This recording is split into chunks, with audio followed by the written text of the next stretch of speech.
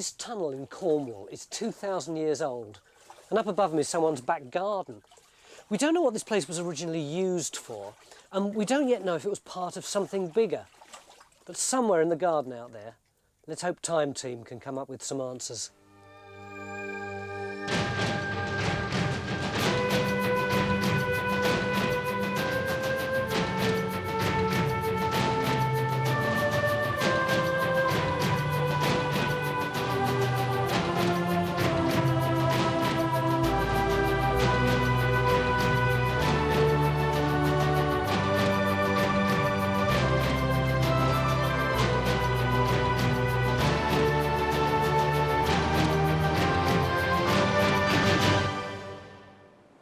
This is a little Cornish garden, higgledy-piggledy garden. It belongs to Joe. Impressive feature, isn't it, It is Tony? wonderful, isn't it? This is Joe whose garden it is, whose fogou it is. No, fogou. I know it's spelt F-O-G-O-U, but it's pronounced fogou. Oh, really? It's all to do with the pursing of the lips, they tell me. And is this a map of it? This is a plan that was drawn up by a local artist and antiquarian, son of a Penzance schoolmaster, a chap called Blight, in 1864, marking the fogou here with its side creep passage. This is the fogou. That's right. And what are all these little bouldery things? Well, this possibly is the remains of a stone wall, which was part of the Iron Age feature that surrounded this site and was still largely visible in 1864, but may conceivably have been obliterated when the garden was developed and the house built in 1910. It's presumably this high ground up here. Yes, it would go off sort of in a curve around here, where you can see the sort of bank here. And do we know what this is? No, I always thought that was a stream, but it's the stream is much further down, Yes, so I don't know what that is. Yeah. But do you think that there's actually more to the fogou than we can actually see now? Yes, there Why? are lots of reasons for that. One is that this little passage here, at the end of it, there's a small doorway. It's got quite heavy lintels in the shape of a door, and it's plugged with a boulder, so it looks as though this might have carried on further. In the direction of your lawn over there? Yes, over there. And then really the most interesting one is that if you dance about on the lawn and thump, it resonates like a drum, sounds hollow. And indeed it does here, where we're standing. And if you... Yes. It sounds a bit hollow. Yeah. And it looks as though there might be a passage going off in this direction past the house, at least 3 times the length of the fogou. Right the way to the north? Yeah. So we have 2 questions to tackle this weekend. Firstly, is there an extension to the fogou under Joe's garden? Well, the geophysics team have just about finished surveying the lawn, so we shouldn't have long to wait for their first results. And secondly, can we find any evidence of the Iron Age settlement which would normally be associated with the fogou? Carenza and Stewart will begin by pacing out the length of the fogou in the hope that they can use Blight's map to find the location of the possible Iron Age wall. The wall itself may have gone, but the bank it would have been built on may still survive. So this must be the end of it, just hit here, underneath the... I'm off. Thanks very much. Keep well off that now. I think there's a hole under there. That's proof, yeah. Right, where are we? I think we're right at the end of this fogou right, here. So this is where he reckoned this enclosure was coming around. This is what you've just fallen down, I think it is, yeah. That's right. Yes, actually you can see there's the line of it carries on through here, can't we? And this is sort of along the bottom of it here. Yeah, it's following the contour around, isn't it? Yes. Carenza and Stewart are walking along the ridge of high ground, which is all that's left of the evidence that Blight recorded here with these 2 sketchy lines. If Blight's correct, then the enclosure wall would have continued like this, encircling the fogou and the Iron Age houses inside. So if we're looking for evidence of the settlement and how it related to the fogou, then this is effectively our target area. But we do have one restriction this weekend. We can't excavate within this area, as the fogou is a scheduled ancient monument protected by law. But it shouldn't matter, because if Joe's right, then there could be more of the fogou waiting to be discovered under his lawn. So where did you do your jumping up and down? Well, there's several places, but there's quite a good one here. Apparently, we're not the only people Joe's invited to stamp on his lawn. Recently, he asked a local dowser to investigate. Now, I thought dowsing was just used for finding water, but in this case, the dowser was able to tell Joe that the fogou does extend under the lawn. Mick, how do you feel about dowsing? Oh, sceptical, I think, the honest answer to that. Why? Well, I'd like to know what it is they actually reckon they're picking up. I mean, I know they Well, told me they've had a they've couple of got dowsers water. here, and they've said that there's remnants of a passage or whatever. I think I'd rather look at the geophysics first. Let's have a look at it then. I think we've got some results, have we now, John? Yes, yeah. Right, So see if you can see things just this time. orientate us where we are. 'Cause Yeah, we're actually stood at a point about here. Is this the in the house middle over of the here, lawn. then? The house is at this Yeah. point. This is the resistance data, and this is the whole of the lawned area. Right. So we've got a low resistance anomaly curving through, straight section at the top, and it curves around in this direction, suggestive of maybe a ditch or a waterlogged chamber that's now collapsed. But anyway, wet of some sort. Wet, Yeah. certainly, that's the indication. You see that, Joe? It's wonderful. Yes, it's quite stunning. I mean, it corresponds with... So with Joe's permission, our plan of action is to dig a trench at each end of this curve. If what we can see on the geophysics plot actually is an extension to the fogou, then the theory is that it would run back in this direction to join onto the creep passage, which is approximately where you can just see Robin having a crafty smoke. But what was a structure like this for? Well, even though several have been excavated in the past, the original purpose of a fogou still remains a bit of a mystery. We do know that this isn't the original entrance, and these steps are thought to have been added fairly recently, maybe by smugglers, or even by visiting antiquarians. Well, as you might imagine with archaeological sites, there's a lot of theories, but the way we're coming down into it, you can guess that refuge is one of the obvious ones. You know, actually sort of coming away from where the settlement might have been, you know, and it's hidden away underground. Yeah. The other possibility, of course, with some of them is that they actually go under the ramparts and out through the ditch, so they're a sort of escape route. It's a hell of a thing to build for that. I mean, the other possibility that a number of people have raised is that they're actually for storage. You know, that you've got some sort of underground larder sort of thing. I mean, it might send a lot of food rotten, but I know in Ireland they say, well, you know, what about dairy produce, something like that. What about a cult? That's That's favourite, isn't it? yeah, that's the other thing that's been, I think that's been raised more recently, really. And there are a number of things here that suggest that. The roof, certainly, just here, look, has got a stone sticking down, which if you're not aware of it, you can crack your skull on it as you come through. And, you know, that might be only people who are, you know, sort of in the know should know about that. Yeah. The other feature is that this has got a sort of side passage in it called a creep.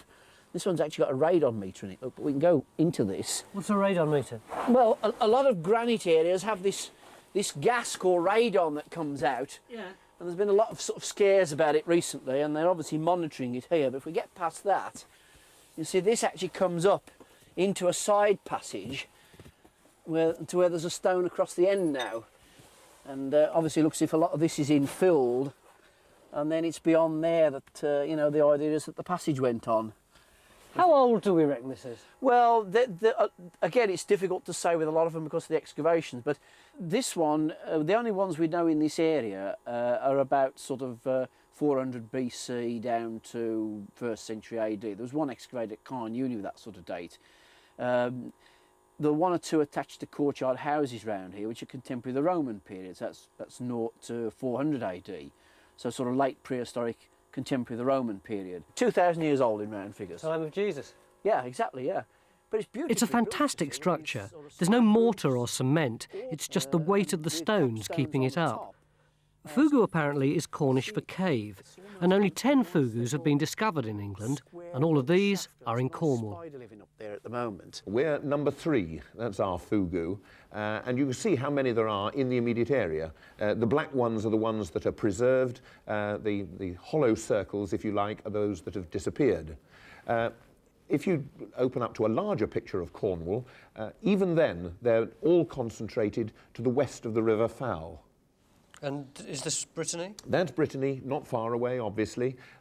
These are the souterrains, the underground passages and chambers and creeps of Brittany. And you can see that they're even more numerous in Brittany than they are in Cornwall. Are there any in other parts of the Celtic fringe? Well, Ireland is the prime example. They've recorded over 1,000 there. Indeed, I think something like 600 in County Antrim alone. There are positive hazard to ploughing. But it does show that this is a cultural experience that is limited to, as you said, the Celtic fringe. But the question at the moment is, are we going to find any more of this fogou under the lawn? Oh my God. Hang on, what's that? It looks like a water pipe. No. Where's Sue? Would this give you a signal? Yes. Would it give you a strong signal? Yes. Or put it like this, would it give you the signal that you had on your geophysics? Would it run in a straight line? The bit that ran in the straight line, I'm a bit surprised the sort of curve that we got on the trench. Smile on your face there, John. Is there a noticeable trench for the pipe? Well, we haven't cleaned it up yet because we've only just found it. But, are you the same depth as us? Because you obviously haven't got a water pipe, have you? As you just said. The water main. Well, But if it's going up in that... here we are. Got it. See it as well, look. And it's bending like the geofish shows, look. Oh, wow. Right. Well, I think that's quite good for locating pipe. Yeah. Well, A new job, it explains what that is. Do you know anything about this, Joe? Is it sewage pipe, water pipe? It's not sewage, it's too small, but never come across it's it. redundant. I think it connects into an old system that no longer works. What I reckon we've got, when we put the probes in there, the current will flow into the ground and it will just shoot along the pipe. And we'll have a very broad effect. So we'll put the probes in there, we'll see it. When we're over the top, we'll have a much stronger effect, but you'll still have the effect to one side. Yeah. And so you'll get that broad anomaly that looks like a ditch. Yeah. And it's because all the electric currents are just being concentrated along the pipe. So that's why we thought we'd got a trench that wide. So are we feeling pretty stupid? No, I don't think so. I mean, you know, that's what the geophysics for, isn't it? You know, it sort of comes in, gets a signal. I mean, it's the sort of thing you'd expect to get from an iron pipe. I mean, we should have looked at it and said, God, that could be an iron pipe, you know. Now, I've got the map that Joe promised me from the Dowser findings. Now, it's all fairly higgledy-piggledy, but this is the house again. Right. There's the lawn. Yeah. There's the fogou. He thinks that there is some kind of tunnel going there. But I mean, this is not where our water pipe is, which is over here. That's right. So did they not pick up the water pipe? I think he was kind of programmed to be looking for tunnels, not for water. We'll ask him. When's you coming? You're absurdly cynical about this you're stuff. right. But there's loads of things that you don't know what the process is. You don't know the process in your own car, and yet you believe it'll take you down the M4. So why this hostility towards what this bloke's doing? It's just hostility. I just don't understand what the forces are that they reckon they're picking up. I mean, if somebody could explain that to me, that would be very useful. When's he coming? Don't know. I'll have to ring him up. When he comes, get him to go over the ground again. Yeah. And I mean, if the system works like he says it does, then he ought to be able to do exactly the same as John does, and he should be able to locate where he thinks it is. I think it's only fair. If the geophysics failed to find the extension to the fogou, we must at least give the Dowsers a chance. They think that the extension runs under the lawn like this. But the real priority for the archaeologists at the moment is to get Carenza's trench started here across the line of the bank. Because if we can find the Iron Age wall, then we have a chance of getting our hands on some pottery, which will tell us about the settlement and the people who were living around the fogou 2,000 years ago. Oh!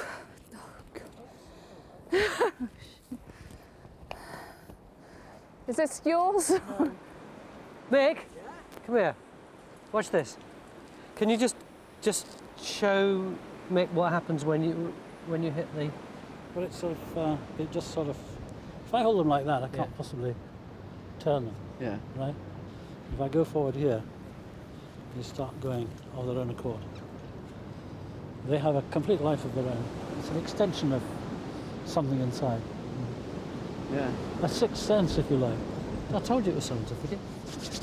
Well, that's interesting, that. I mean, I just... I think Mick's going to need a little bit more convincing. But he is prepared to allow us to take some labour from his scientific trenches to dig our first New Age trench. As far as the other two trenches on the lawn are concerned, Trench 1 is more or less finished. We've reached the natural bedrock, the RAB as it's called. But as county archaeologist Nick Johnson is pointing out, Trench 2 will need to be extended because these stones may be the remains of a wall connected with the Iron Age enclosure.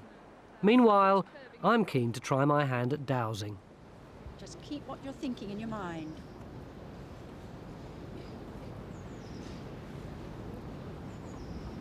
There they go, there they go, there they go.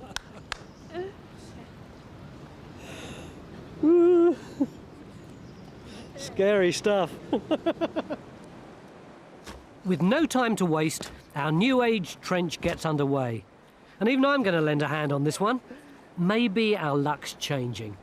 Perhaps we will find an extension to the fogou. And who knows, maybe Carenza is just about to find the Iron Age wall that would have surrounded the fogou and the settlement here. But what would that settlement have looked like? This is Chun Castle. It's a big sort of fortified settlement. It's one example of what there could have been here. I mean, personally, I just don't think there's enough space for anything like that. I tend to agree with you, but I mean, like this, I've got a quote that refers to 3 ditches, actually. A chap called Tonkin in 1702 mentions the site here as on top of a hill within a large triple entrenchment surmounting a hole which leads to a vault, which of course has to be the fogou. I don't know, I'm still not convinced by that. It's the right date, but it's the wrong structure. It's the wrong type of site. It's not the right. It's not a defensible sort of situation either, really. No. I mean, personally, I think my money's probably on this. This is a sort of simpler enclosed settlement. Just one bank and ditch around it. They can be quite varying size, these banks and ditches. A few cattle buyers. Yeah. It's a farmstead that's been made defensible, and where you find fogous associated with these sorts of settlements, then you find that the fogou tends to go underneath the rampart and exits into the ditch. If it is an enclosed settlement we're looking at, then this is more likely to be what it's going to be. Sure. The last possibility, Joe, is that the other sort of settlement we get is these courtyard houses. Mm-hmm. These are much later, aren't they, Nick? These are Romano-British, so they're 1st century AD. But you do find fogous with courtyard houses, although the fogous were associated with earlier settlements and simply have existed right the way through. An existing site's been adapted in a later manner. There isn't really space, again, on the site for several of these, which are 25, 30 metres across within an enclosure. So this is a picture of the type of settlement we're hoping to find evidence of in Carenza's trench. But what about the extension to the fogou? What chance do we have of finding that? Well, the Dowser's trench isn't looking too promising. We're not going to give up with it, but at the moment it's looking remarkably like the other 2 trenches on this lawn. In other words, devoid of any kind of finds at all. In fact, all the graphics team have had to work on this afternoon is this, which is based on a bit of 1950s flower pot found by Carenza, who's prepared to say it might have housed geraniums. Thank you, Carenza. So, end of day 1, and really it's only Carenza's trench across the bank which is showing any kind of promise. Beneath that power cable, we've discovered stones here that could be fallen rubble from the Iron Age wall, but we have to extend this trench tomorrow to find out. Mick, you're advocating that we should dig some more excavation trenches. Yeah. I mean, what do you call them? Exploratory trenches? Evaluation, that's the word, yeah. Is this just blind panic? No, it isn't. I mean, we're talking to Nick about this. I mean, if this enclosure that's shown on the early maps was around, you know, an Iron Age settlement site or whatever, then it's extraordinary that when they built the house, they planed everything off, which is what our 3 trenches seem to indicate, and presumably then brought other soil in, which is clean. You know, where's the soil on the top of the hill gone? Did it go over the edge? It may be that the only archaeology actually survives around the rim, in fact. But I think the strategy, I mean, Tony's querying saying we're panicking. I don't feel We at least always we're panic at this point in the Well, I don't week. feel And alcohol panic. will cure that later this evening yes, anyway. I mean, normally we've had some reinforcement by now. But, I mean, it seemed to me that, this is how you set about a thing like this. You put your evaluation trenches in, to try and work it out. We still got 2 more days yet, remember? OK, so this is the end of day 1. Mick's not panicking. Carenza is, but she says she always does at this time. The geophys people have gone to another fogou down the road, so maybe they'll come up with something tomorrow. Please, I hope so. See you after the break. Day 2. And having dug up half of Joe's lawn, we're now moving our investigation onto the area around Carenza's Trench, which is in this wooded area highlighted here. A garden like this makes it very difficult to see exactly what we're dealing with, but the news from our survey team this morning is that they're beginning to sort it out. Well, what we've done here is taken the early depiction on the Ordnance Survey map, 1905, when the enclosure was mapped. You can see that ring there? This thing here? That's right. What we think, we've located it in Carenza's Trench, and then we've hang on, just so it's disappeared now. You can't see that. It was flattened when the house was built. Yeah. But little bits of it survive as earthworks, which we were looking at yesterday, and that's where Carenza's put a trench at the top there. Right. And what we've done, we've transposed that and Blight's original survey there. We've digitised that into the electronic Ordnance Survey map with our survey that we did yesterday. Yeah. And look at this. You can see here, there's the fogou, and this is the enclosure that was mapped by the Ordnance Survey, and that other red line is Blight's survey. What it's showing is that this enclosure is actually quite small. It never went through the garden here at all. In fact, it goes underneath the house and out. It never went through the garden? No, it went through the garden. So we've been digging outside the enclosure? It's quite possible. I mean, it might be an enclosed courtyard house, something like that. Which means that we never had a chance of finding the extension of the fogou under the lawn, because the lawn is outside the boundary of the enclosure. And one of the few things we know about fogous is that they're always situated within the boundary of a settlement. So how does Hamish explain what happened yesterday? So why do you think that those rods moved? Well, there must be some sort of reason. We dozers don't have the prerogative of being 100% right, unfortunately. And I think there must have been some... part of it, I think, was my concentration probably went, my rational mind took over something. I didn't allow my mind to work properly. I'm not making excuses, mea culpa. I mean, this is something that just hasn't worked for us this time. Do you feel triumphantly vindicated, Mick? No, not at all, actually. No, I mean, I was very sceptical and cynical. I know you are, yeah. As you know, anyway. Yes, quite right. Yeah. Oh, well, we're all on a learning there curve, is something Hamish, there, aren't we? and I'll find out. That's what it is. Yeah, we'll find I'm out just what going it to is. say water pipe to you once more. I don't have any problems with the water pipe. I wouldn't have. Well, I don't understand what happened. All we found in this trench was natural rock. But I can honestly say that the dowsing rods did move when I walked over here yesterday. But the most important task now is to widen our search around Carenza's Trench.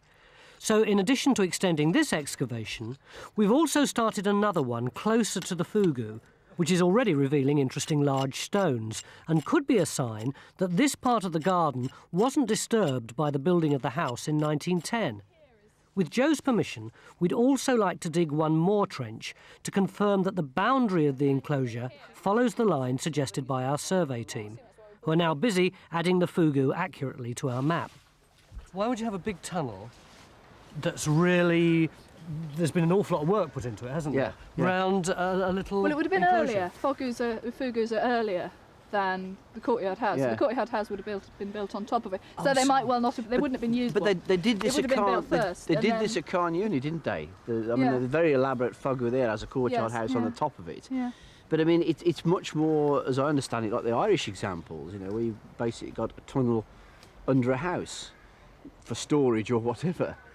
But it would have been 400 or 500 years later. Could have been, easily.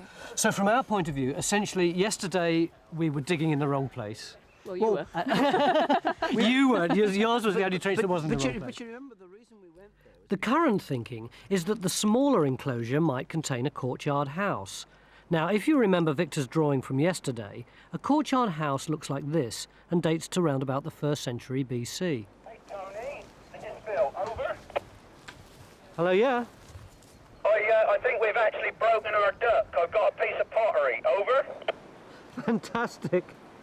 What is it, We Phil? didn't bring any sieves with us, unfortunately. Come and have a look at this, Tony. Yeah, we're there, I think. That's the genuine thing. The genuine thing.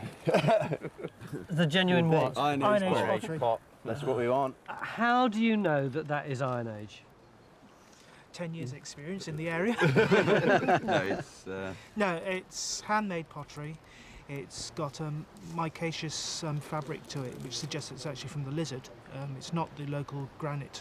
Tell us, Micaceous. Micaceous. It's the shiny little mineral. Glittery. Can you catch So it's it? got Yeah. it's got mica actually put into the clay, in fact, hasn't it? Yeah. And sort of date is it? It was difficult to tell exactly when in the 400 Iron to Age. 100. Yeah. So anywhere in the Iron Age. Unless you find a It's the rim or right something date like for that. fogou. Oh yeah. Oh, yes, yeah. Fugu. Fogou, sorry. Day 2 and she's still saying fogou. It's presumably.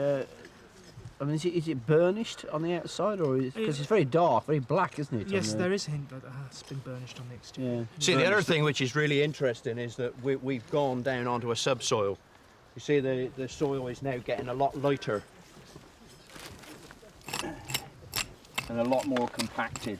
We never got that in any of the other trenches, so it looks as though this area hasn't been truncated the way the lawn has. This is very similar to stuff. At last we're getting somewhere, our first bit of pottery, and our first evidence to show Joe. You get a lot more. See the striations on it. Yeah. I think it must be that way up. That's probably where the chap's marks when he's holding it. And the thing is, you can actually get quite a lot out of a bit like that, because if you look at the curve on that, that means that you're talking about something probably that sort of size in diameter. You'd fit it onto one of these sort of circular diagrams, and if it's that sort of diameter, then presumably it's that sort of height. Good heavens. So, you're looking at really something quite large. And used for what? Storage, something like that. I mean, it could be almost anything, but because of the diameter, you can at least get something out of it, Yeah. The pot's the right date, so what we're hoping now is that we'll start to uncover the remains of a settlement which will be contemporary with the fogou. If we can learn more about the settlement, then we might just learn a bit more about the fogou. And we'll certainly begin to build up a picture of the people that lived here. Victor is now able to reconstruct the pot for Joe so that he can get a clearer idea of what it looked like. Victor has also been busy working on something that will give Joe and his daughter Hannah an idea of how they would have looked if they'd lived here during the Iron Age. It's sort of quite, it's sort of Iron Age punk, really. Apparently it's quite extraordinary that they used lime wash, which then solidified so that the hair literally stood up like that. We've seen some Roman coins, they've got this spiky hair sticking out. Is it what you expected it to be like? Hannah thinks of that. Well, it's very clever. I'm not sure it's what I would have chosen myself if I was going to wear anything. This was high fashion at the time, Hannah. If Joe's family had lived here 2,000 years ago, they'd probably have farmed the fields around here during the summer and streamed for tin during the winter when the water levels would be higher. Phil is going to spend much of today involved in an experiment to see if we can find some tin ore in the stream in Joe's garden and extract the metal from the rock using the same technique as would have been used by people here in the Iron Age.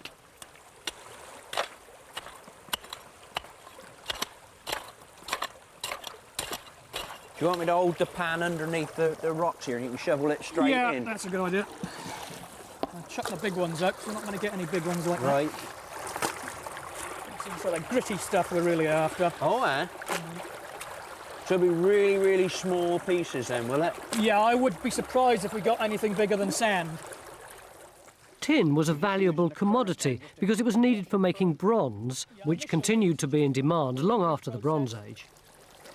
So in fact, your ore then is just going to sink to the bottom. Is that the idea? That's right. I see. As you suspend it, the heavy particles sink rapidly. Right. And the lighter particles take a bit longer. And the stones just drop out? Yeah, I'm sort of doing two actions, really. One is continually stratifying, and the other is sort of gently washing over the light material over the front end. You're not losing any ore out of it at the same time? Could be. You never get 100% separation. Right. I'll transfer to that little black pan, which is a bit more subtle. And swoosh it back, make sure we're not going to lose anything. So this is the moment of truth. Yeah, you can see all the light-coloured rocks, which are light in weight as well. Right. Going over the front end of the So pan. the ore is a black rock, is it? Dark in general. You've got some tin there, Phil. But is this stuff right here? Just up in the head there. This is what all the heaviest material is. And there's one or two. They've actually got some reasonably sized pieces in there as well. What? That, yeah.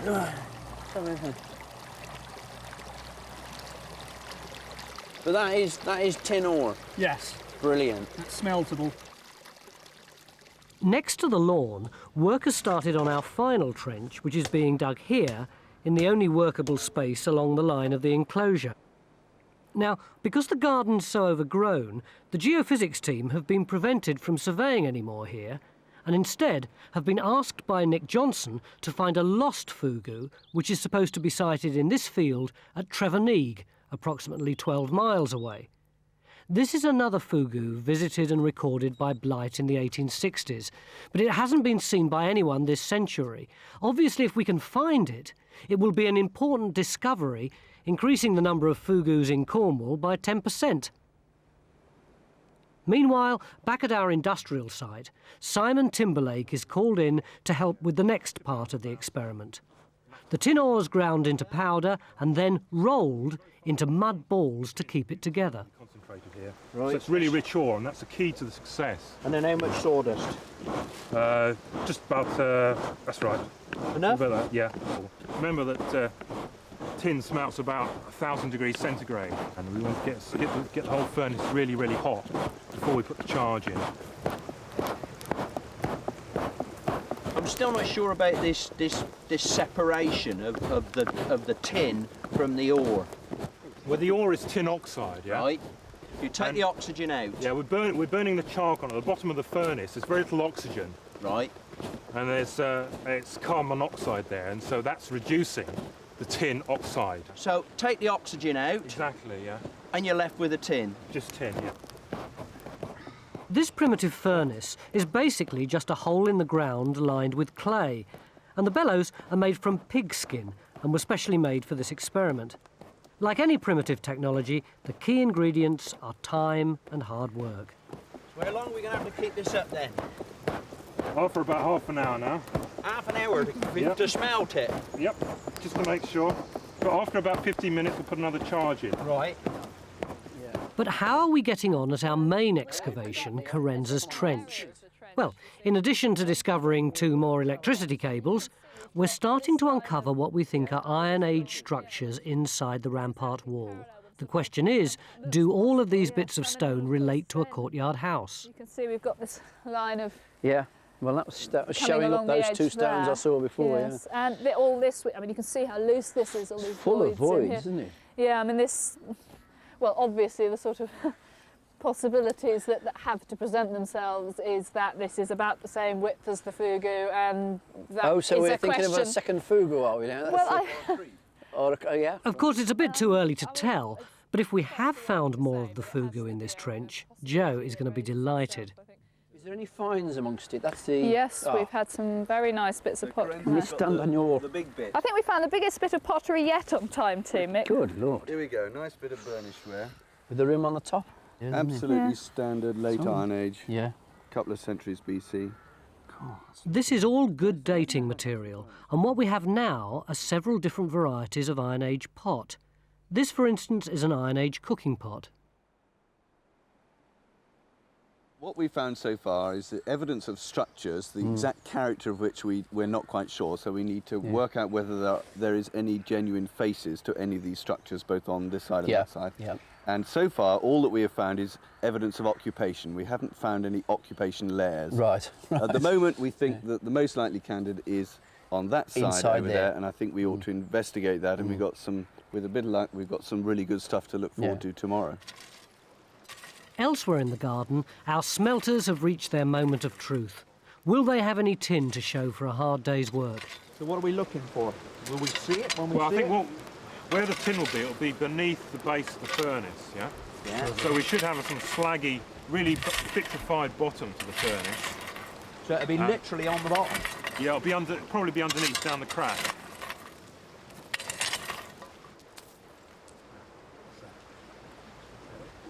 Ah, yes. That's it. Yeah. It's tin in that, it's metallic. Yeah. And we can try to cool it down by putting some water on, but we need to get it a little bit cooler first.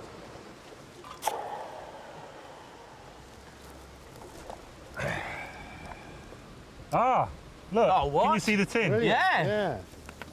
Now that's mixed up with slaggy bits, really. But what I'm hoping is that we might actually have some that's run through the bottom of the furnace, yeah? Right.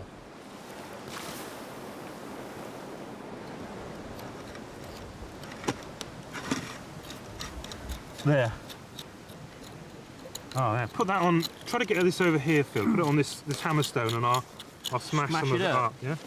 Try and get it on a nice flat spot.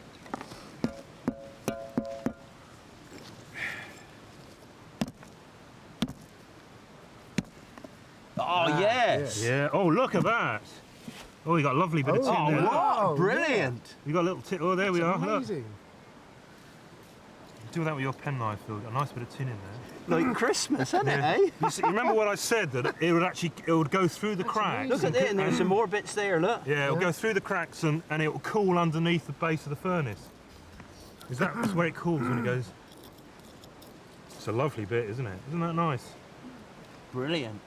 So end of day 2, and it seems that everything we've attempted today has gone incredibly well. We have our tin, we seem to be unearthing the settlement, we may even have found more of the fogou for Joe. Tonight, with the wine flowing, it seems like there's no question we can't tackle. Well, maybe one. I mean, have you developed a personal opinion as to what you think it was originally built for? I think they're Isn't it lovely to see them they're wriggle? fridges. Right, because by the time we Stop trying to influence him. I think they're for some ritual purpose, of which I don't know. I have no problem with them being used as refuges and stores. At the same time, I don't think that a refuge and a store require that sort of structure in the first place. We've been talking for long enough.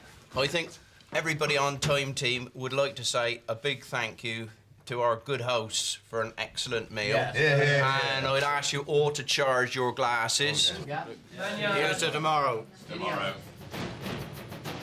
Day 3, and once the important job of recording the archaeology has been done, today's business can get underway, and that is to make more progress with this trench. Can we work out what the structures are? Are these loose stones concealing the extension to the creep passage that Joe is still hoping to find? Well, there's only one way to find out.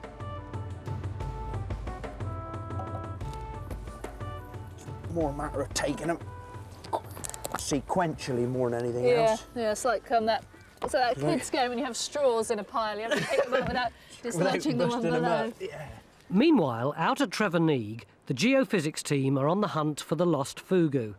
Archaeologists reckon it could be in one of 2 fields, and having drawn a blank in the field next door yesterday, the team are hopeful that they'll find more than just cabbages here.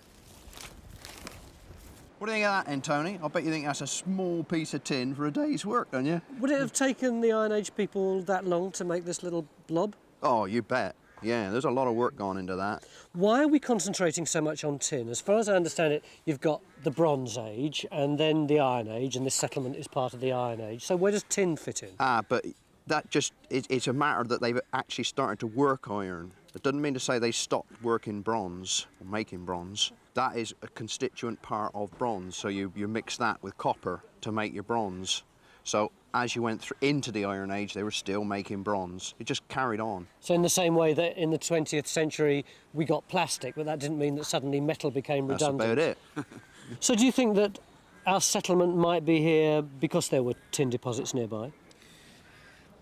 I think tin was probably exploited by the people here, but I think well, this particular site is probably more than just a farming site. But you're never very far from tin. You don't have, in West Penwith, you don't have to site your settlement specifically for tin because it's all around you. We may not be finding bronze in our trenches, but both excavations are turning up fantastic finds. This trench, for example, has produced this lovely piece of hand-decorated Iron Age pot, which Victor has just finished reconstructing.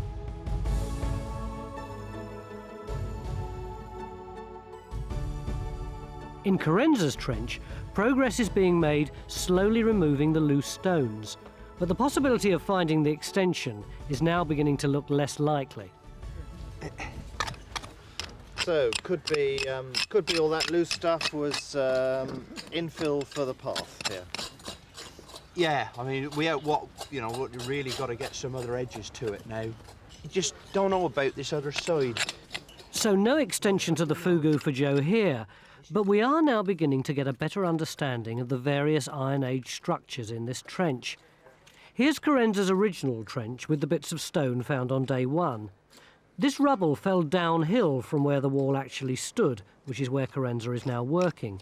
And at the far side of the trench, we think we're now beginning to find the remains of an Iron Age house. Oh, isn't this fascinating? Well, that's like that big stuff we had yesterday, isn't it? With the grits in it. That's it. Yeah, that's come out of the rubble. Storage jars, yeah. Well, that's the first bit we've had out of there. Yeah. That's quite exciting. There's some more there. Yeah. How about that? Look at that then. Difficult to see when it's dirty like that, isn't it? And the soil's dirty. But imagine knowing that when you find a piece of dirty-looking piece of stone, that it's something that's 2,000 years old. Well, Joe's neighbours are clearly impressed, but what's important from our point of view is that all the pottery we're finding is too early to be associated with a courtyard house like this. Which means we're back to our first theory that our settlement looked more like this. And if we're right, we'll have made the rare discovery of an Iron Age settlement that's contemporary with a fogou, hopefully getting us a step nearer to finding out why the people who lived here built fogous in the first place. What do you think it was used for then?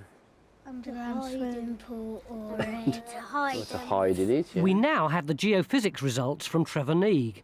Has John finally got something to smile about? Here we come. How are we doing then, John? Pretty good timing. Yeah. Oh, crikey. It's true. Do you think Tony will believe it? No, he won't. I think it's a pipe trench. Yeah, I mean... That's brilliant, isn't it? Just what we expected. Enclosure ditch, really clear magnetic anomaly, and then the fogou coming off at a slight angle. Which marries up exactly with Blight's plan of 1867, boundary ditch and fogou coming off like that. Even the little break, you know, with the narrow doorway that he recorded there. That's fantastic, isn't it? I mean, this has been lost. How long, Nick, since the... 1867. 67 is the date of Blight's paper. So it's been lost for 100 years. No one else found it after that. Good to see it again. So a real success with geophysics, and the fogou at Trevor Neig officially back on the map. And it's possible we may have some good news for Joe, too. For although we couldn't excavate the fogou in his garden, it hasn't stopped Stuart taking a closer look at the structure itself. Stuart, what have you come up with? Oh, something really exciting here. What I've done is mapped out where the side passage is underground. Yes. And related it back to the surface using the entrance down there as a kind of key mesh to it. And what I've done is laid out the actual angle. That's the blocked end just down there. Yeah. But just set in from it, there looks like there's an odd joint underground.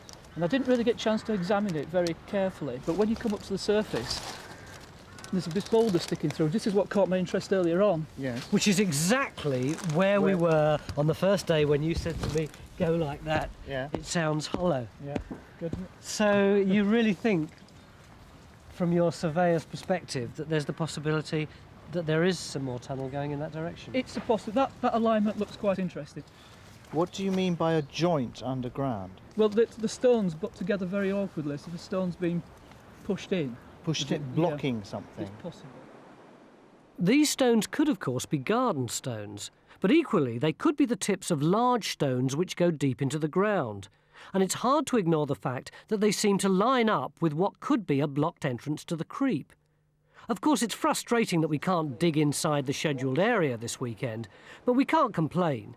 We already have enough to deal with from our excavations in the rest of the garden.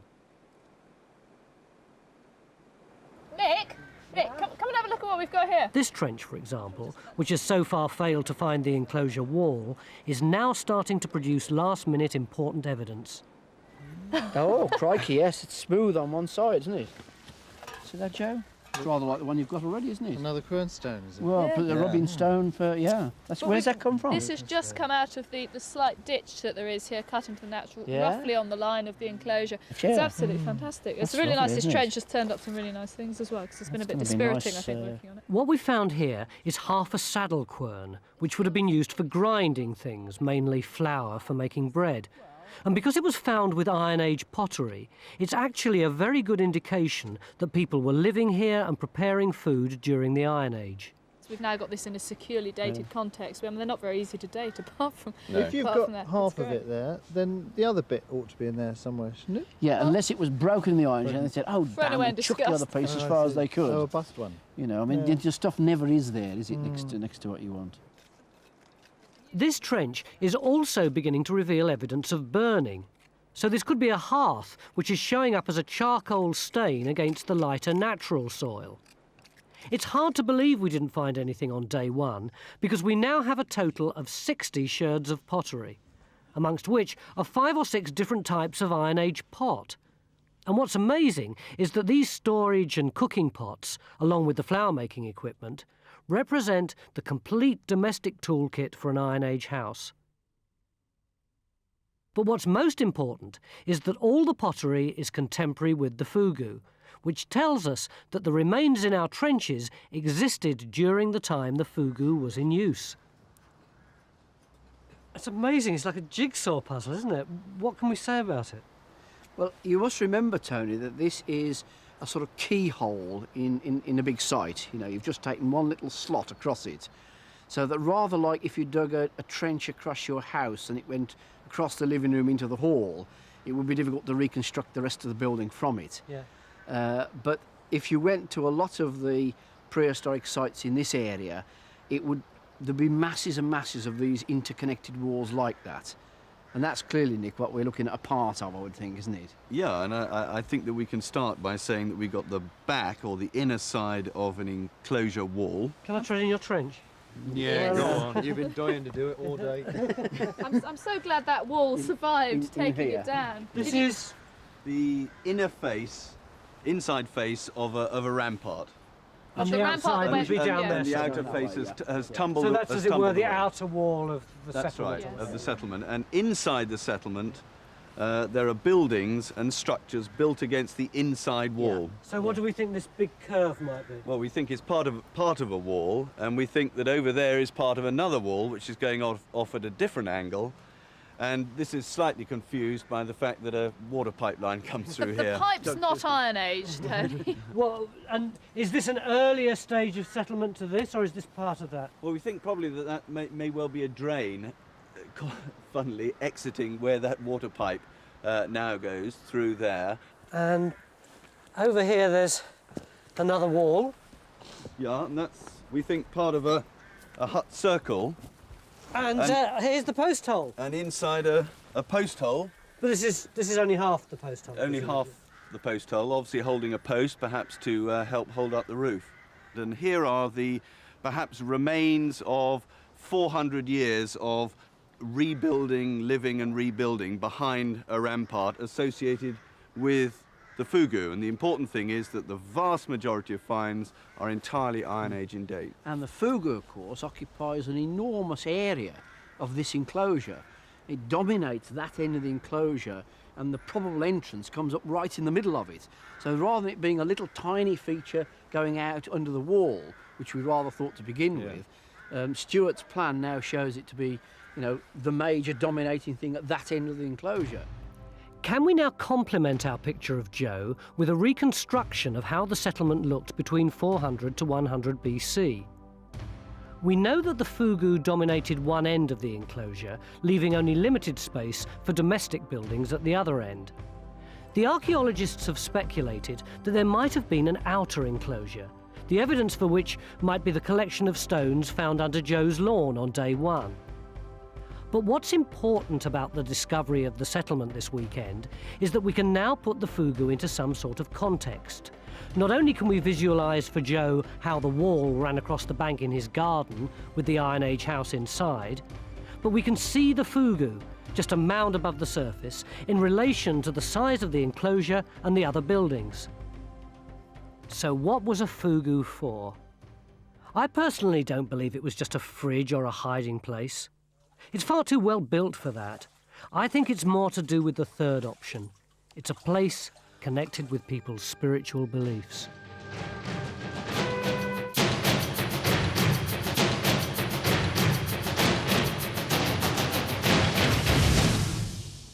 Underneath all this rubbish are remnants of what life was like here in Oxford 200,000 years ago. Over there, archaeologists have discovered evidence of huge tusked mammoths and giant elephants. Can we find out more about these animals? Have we got the resources to recreate the environment in which they lived? And is it possible that we can find clues as to whether our early ancestors, prehistoric man, lived here too, side by side with the mammoths?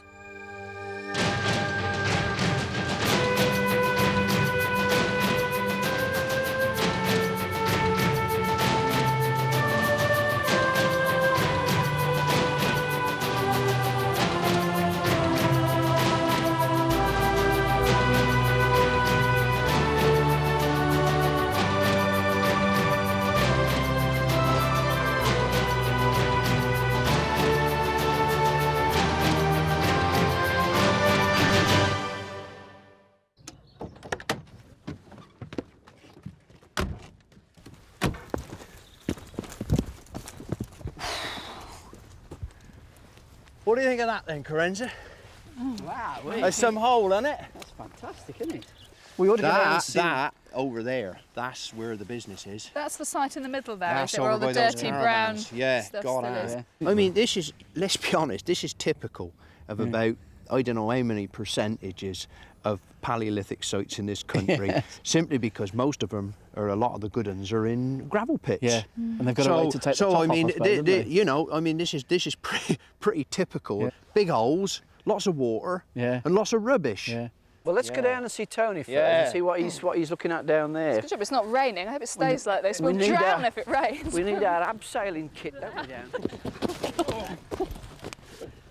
So what's this level here, Phil? Well, this is the Oxford clay, Tony. It's about 150 million years old. Wow. But that's not really why we're here, you see. Within the Oxford clay, there's a channel been cut, and in there is our site. But what you've got to realise is that that whole channel has been sealed by this amount of gravel. Going up the slope there was gravel that was laid down by the River Thames. Very, very cold climate at that stage. And so that's why we're standing in this enormous quarry. We ought to go over and have a look at that. Yeah. Come on.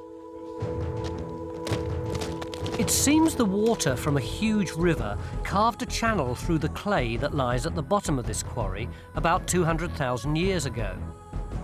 A remarkable collection of mammoth and elephant bones have been recovered in this channel by archaeologist Kate Scott and geologist Christine Buckingham. But their excavations have failed to find the channel edges and the areas of prehistoric land beyond them. Intact land surfaces from this far back are extremely rare, but crucial if we're going to learn anything about prehistoric environments. Over the next 3 days, we're going to search for this land surface with techniques more normally used to detect man-made features. And for the first time ever, GeoPhys are going to try and use their instruments to distinguish clay banks from a gravel riverbed. How practical is it in the course of 3 days to use your kind of technology in order to create a picture of this area?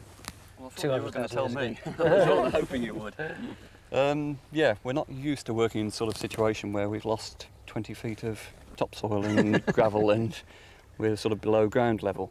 So it's an unusual challenge for us, to say the least. But there's a river course to find, you know, an Yes, I old understand. abandoned river, Yeah. which is only just under the gravel that we've got. If the weather stays like this, we might be all right. Yeah. But if we get some rain, If it then gets too wet, it's yeah, going to confuse results. And can we get that data onto computer? Well, we think we can. I mean, we're waiting, you know, to set up the computers, and we think as soon as we get that data in, we can then actually do a 3D visualisation of the landscape and move around it and light it. We think we can do it, yeah. We're talking positive already, aren't we? What about Victor? What can you do for us? Absolutely amazing range of animals in there. You know, I've been practicing my mammoths last week. You should have a field day I'm on good this. at mouth. Well, it's 10:35 on day one. We've got quite a lot to do, I think, if we're going to be able to create this picture of this landscape 200,000 years ago. So let's get moving. Right. Prehistoric sites like these may look barren, but they contain a wealth of tiny environmental finds like seeds, insects and mollusks. Our air shelters will house all the technology needed to analyse these microscopic clues. We don't know much about the environment 200,000 years ago, so it'll be fantastic if we can gather enough information together to reconstruct the ancient landscape here. Even less is known about our ancestors at this time, but if we do find land here, then we can start looking for evidence of early man on our river bank. 11:30 and our first trench is cutting back beyond Kate's excavations. This is part of the river channel, but we may be lucky and find an edge. Kate's been prevented from excavating the site more extensively by the constant discovery of bones, and it seems our first attempt isn't any different. A large bone takes 3 days to excavate properly, and we can't afford to spend that much time on one find. But try telling Phil that. Hang on, Phil's getting excited about something. What's going on, Phil? That looks like a bit of tusk coming out, doesn't it? Maybe. Is that tusk, is it? Well, I think it is. Looks like it. Yeah. Well, we don't want to go any deeper there, then, do we? We've uncovered a 200,000-year-old mammoth tusk, which could be as much as 9 foot in length. But coming from the river channel, it can't help us find land, and we can't afford to be distracted by it.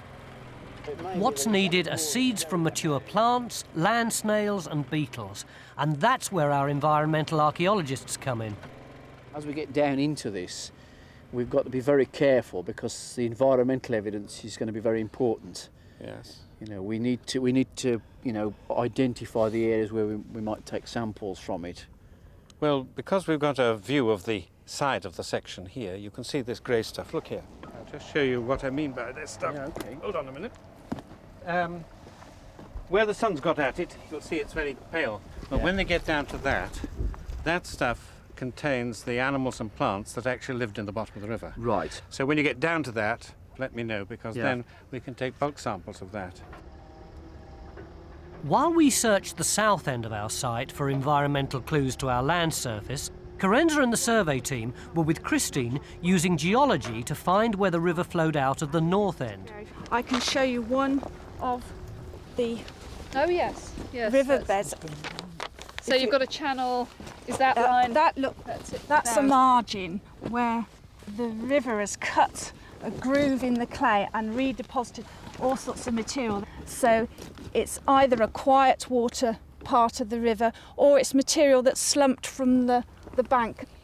If you can help me to map individual snapshots of this river, then together with the geology, eventually we can put together an idea of what we think was going on. Perhaps you could show us, Christine, where this channel goes across here, which give everyone an idea of roughly what they're trying to do. Know where to find it. Can we get out of here? That's probably the easiest place to Christine believes the river moved around a lot during the thousands of years it flowed through this site.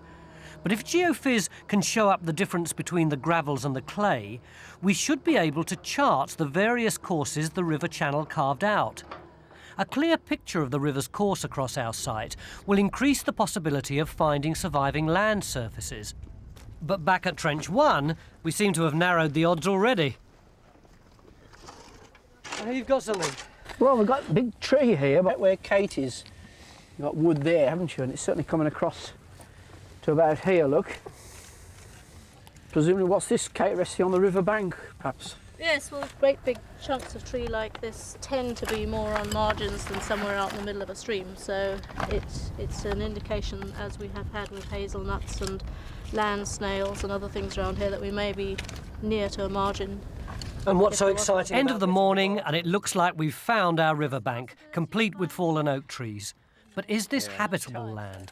Tell me if I'm getting too excited or not, but I've got some flecks of charcoal down here. Do you get that anyway? See down down here, look, I'm sure that looks like a bit there. And that's a bit there. There are probably people better qualified than me on that, but I think what we found before, that it isn't charcoal, it's some kind of oxidization or something that's created this blackness. Right. So it looks black, but it's not fire, in fact. Yeah. Yeah. Well, so I won't get excited. It'd be pretty amazing on our first scrape. It would, it would, especially on my first scrape. So these are actually the beetles from the sediment that had the trunks of oak in it. They are indeed. In this site, we've got species that come from Southeast Europe, from even Bosnia and Herzegovina, from Spain, but the bulk of the fauna is found in southern England at the present time. Right. And we can therefore conclude that the environment was warmer than now, because the species of beetle that are in here live south of this spot, south of this area. Let's see what else we can find. Come on. Did you say something, Mick? I've got another bone, I think, or whatever. I want Kate's instant recognition. Looks like it is a bit of a mammoth tooth.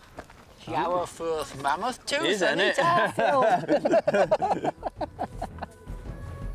At 6 inches, Mick's mammoth tooth is smaller than an elephant's and shows our Mammuthus primogenicus was consuming lush, soft vegetation.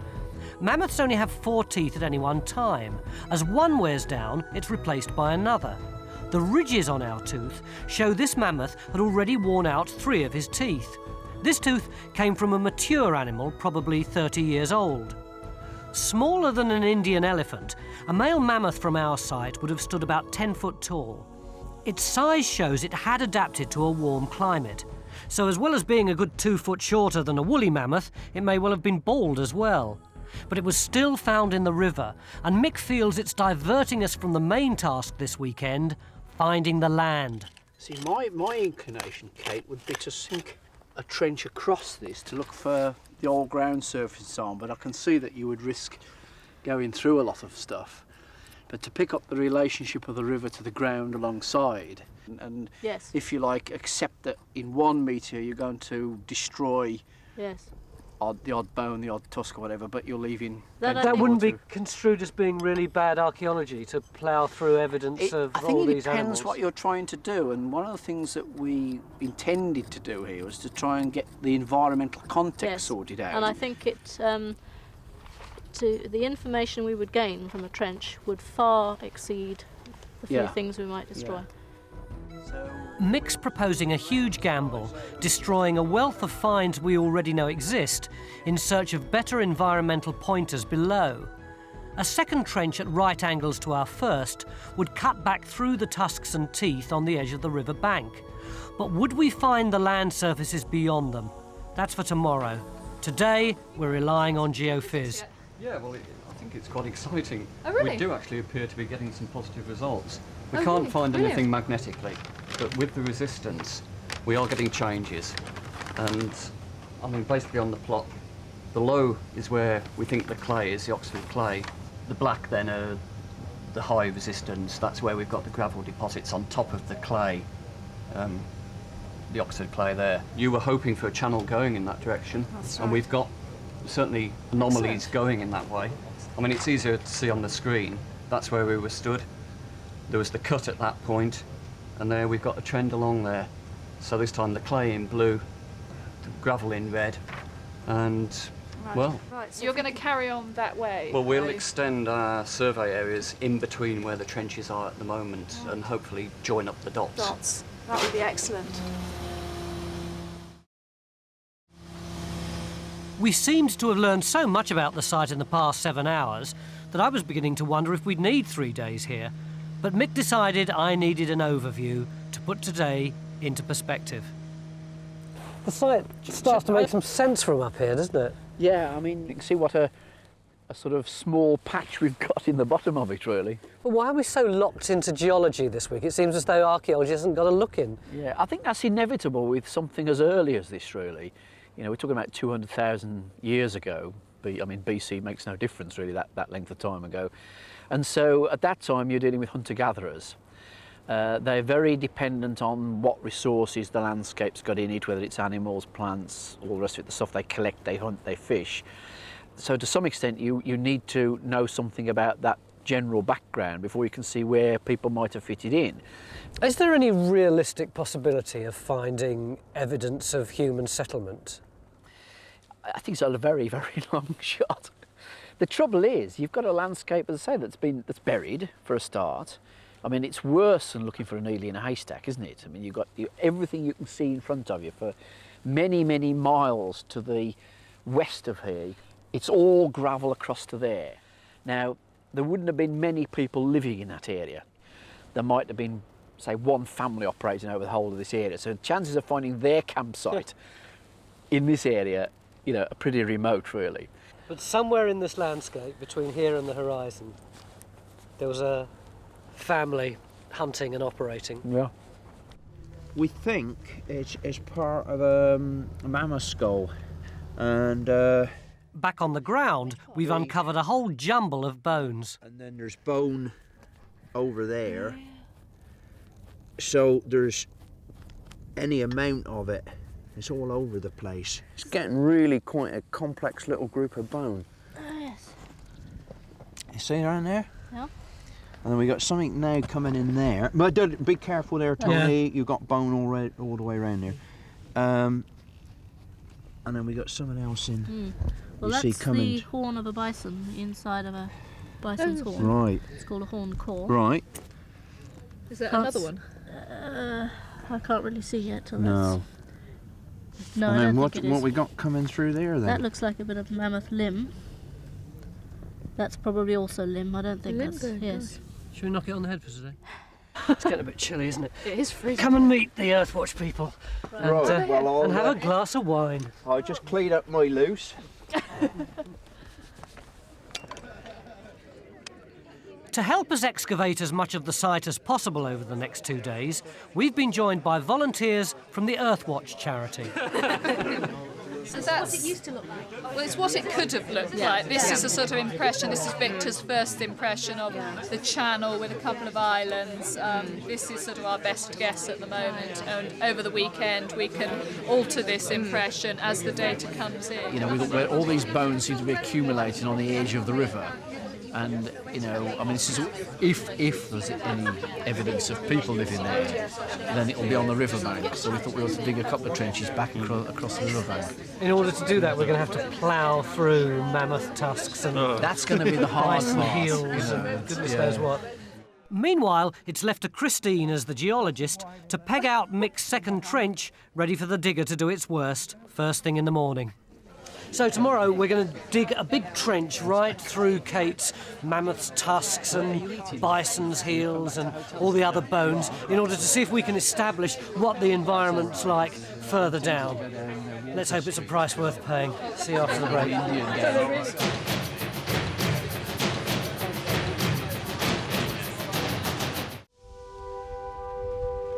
Start of day 2, and a complete change in the weather means a complete change in conditions at the site. 5 hours of solid rain have reverted the Oxford clay to the sticky mud that once lay at the bottom of the prehistoric ocean. While the Earthwatch volunteers shelter from the weather, we have to cope with the problems it's causing.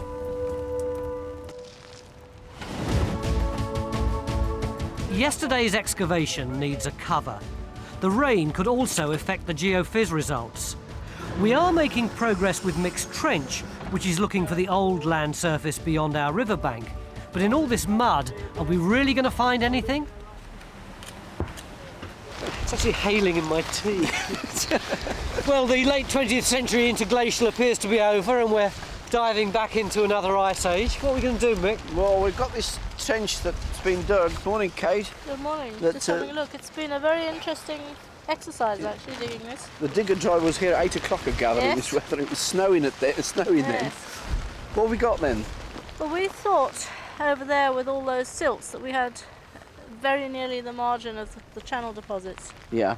By taking this through, we realised that we've got yet another cut in the channel here. We thought we'd get the bank, didn't we, somewhere here? Over there. Yeah. But in fact, we've got another cut which links up with one probably over there, maybe going in that direction. Right. John, have you got those shells?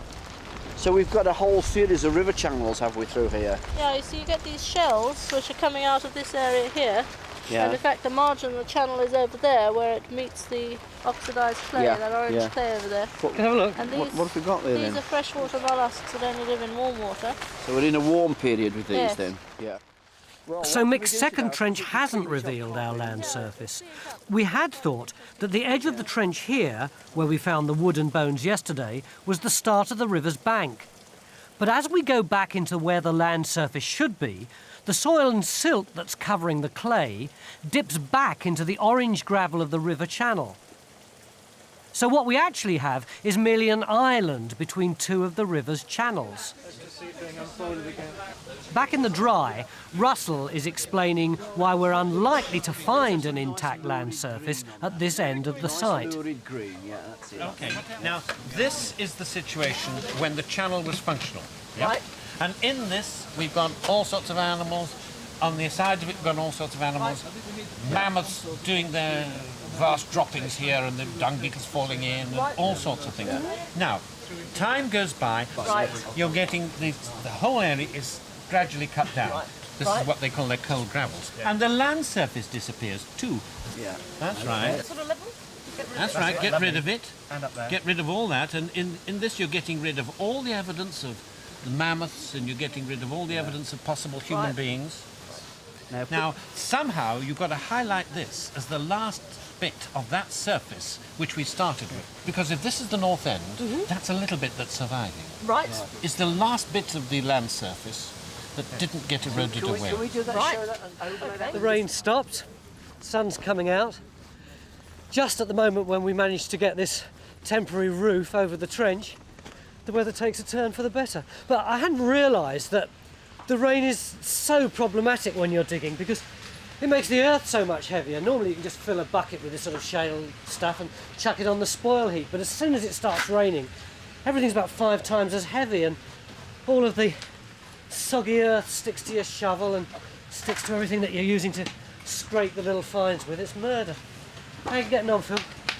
It's all happening here, Tony, it really is. What you got? I don't know if you remember last night, we had this bit here which we thought was part of a mammoth skull. And then we had here a bison horn. Well, we've cleared all the way round that, and we've now got bone which comes all the way round there. This is all bone. So I'm pretty sure that this is all part of this massive bison skull. And then we got something else, another piece of bone running in there. And then here, we appear to have part of a tusk, which has been sliced off when they machined out the gravel. So we've only got basically half of it. And here, what do you think of this here then? That is massive. Look at that. Is that mammoth? That's mammoth tusk, yeah. And you see what it's doing? It's running right in underneath all that lot of bone. So how long do you think that it will take you to tidy all this up? Can we get it done by tomorrow night? We can have a try, but we're not going to certainly risk ripping it out just for the sake of getting it finished. It's got to be done right if we're going to do it at all. And yet yesterday we were blithely happy to cut through all the bones to get to the environmental stuff. I'm really split down the middle. Half of me thinks this is really interesting and that what we ought to be doing is protecting it. And the other half of me says that in 3 days, really what we ought to be doing is getting further down and getting some more environmental evidence. Well, we have done that with machine trenches. And so, with that, the idea of those trenches is so that we can get our environmental evidence. So really, we're getting 2 bites of the cherry. It seems the Ice Age gravels have sliced off any old land surface at the south end of the site. But at the north end, where Russell believes we'll still find a land surface, Kate's team were keen to show us what they'd uncovered. Oh, Lord, look at that! Oh, goodness. That's fantastic, isn't it? And that's what, 200,000 years old, That's at least 200,000 years. It's probably not in situ. That is a piece of wood that's been deposited there. Yeah. But this area here, you can see from the tentacles of roots that are coming out and the little stumps, remnants of stumps that are sticking up, that this is a land surface undisturbed from 200,000 years ago or more. Right. It's incredible. These pieces of wood are the roots and stumps of trees which actually grew beside our river. We've found a tiny piece of the land surface. What strikes me is it is so incredibly small. I mean, it's like a sixpence in the whole quarry that is surviving. And this fits into with exactly what you were saying earlier about this is the edge of the riverbank that survived, and here it is. That seems to me remarkable. I mean, quite incredible. How do we feel about disturbing any of this then? I mean, it's all going to be buried eventually, isn't it? We have recorded it, drawn it, photographed it, and sampled it. So I'm ready now to take it down further to see whether there's any more roots underneath, basically. It's an indication of how profitable it's going to be. Just look at the way the mollusks are washed out on the surface, just there. And you can the one that the rather bigger thing there is Corbicular fluminalis. That is exciting because its nearest locality at the moment is in. That's the one. Its nearest locality at the moment is in the Nile in Egypt. So it's beginning to tell you there's some exciting signal in here. Whatever exciting signal. Let's get on with it. So we get cracking at it. In the gravels that now fill the channel, Kate's found a number of stone tools, including flint hand axes. Because they've been found in the river, they were probably washed here, maybe from miles away. Still, that does mean man was in the area, and it gives one of the country's top stone tool experts a chance to do what he does best, flint napping. So you've got this family of nomadic people, right? And they pick up a piece of flint like this, and then what do they do with it? Well, I suspect they would probably go on for something a bit more manageable like that. And really they're just probably running around up on the chilterns, and they pick up a stone like that, and the first thing they do is what we would call alternate flaking, which is one flake off one side and one flake off the other side, and they just going around the edge like that. This is what it's really all about. We see already we've got something which is really very much a functional tool. I mean, you know, you can just knock these out whenever you want them.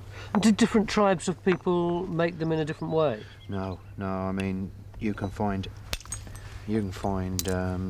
axes that were made in Africa. You could virtually put them alongside some that was made in Oxford. You couldn't tell the difference. You see, just lately I've been using an antler. How do you know that they would have? And bone hammers have been found on sites of, this sort of age. So, I mean, this is only one example of a soft hammer, which sometimes won't take the piece of flint away. And I really shouldn't be doing that. So, funnily enough, it's one of these really weird things. It's kind of nice because I can look at an implement, and maybe, I don't know, all those years ago, and you realise just how human they were, because they do exactly what I do. You see a bit of flint, you think, I want to get rid of that, and you shouldn't try to get rid of it because it'll probably bust a piece, but because you're human, you think, I've really got to give it a go. And they just went through exactly the same things. And you can look at a piece, maybe 400,000 years after it was made, and you think, oh, come on, you're trying to get that piece of flint off. There's no way they're going to get that piece of flint. They knew it, I know it. And it's just one of these amazing things you can see a bit of personality in the tool. You can bridge a gap. Yeah.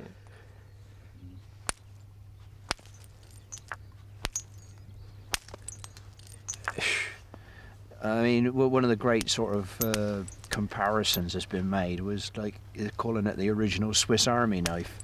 Yeah, I mean, you name it, they probably used it for that particular purpose: butchery, scraping, chopping, cutting. But okay, that's a pretty rough hand axe. But the thing of it is, it works. Well, that probably took about 4 minutes. Well, there you go. I mean, you saw me make it. Yeah. We've been sat here. Okay, we're just a bit confused about what we are actually tracing on the ground. I don't know, did you see these results yesterday? No. Basically, this is this gravel, the face along here. Mm-hmm. The thought was that that's going along this line. We've now done work at the other end, this end of the site, and so we're still getting trends following similar directions. So the real difficulty we've got, because we're looking at keyhole areas, when we're seeing changes between the gravels and the clays, we can't actually be confident that we've got an edge to a river bed. We may just be seeing undulations within that. So it's going to be very difficult for us to join up lines and say to you, there is one major river channel. Why don't you geophys the middle? There's no space. That's the major problem. No space? It's all covered in trees, and we've got the tents here and everything. We can't get to the site, no access for it. Can you pass me the con? So that's our feeling. We need to do some more work, but... Mick, can you hear me? It's Tony. A sample may help if we're getting the same pattern. Hello, Tony. It's Mick over. Expected to find a river. I'm talking to John in the tent, and he's a bit stuck, really. He can't tell whether he's got one big river or lots of little bits unless he geophysics the middle of our area, which at the moment has got spoil heaps and trenches, not to mention a load of shrubs on it. Now, it seems to us that really it ought to be a priority to do that work. Have you got any thoughts on this? I think we should clear. Well, I've got Carenza over here as well, and we're both sort of nodding to each other, so I suppose we could take it as that.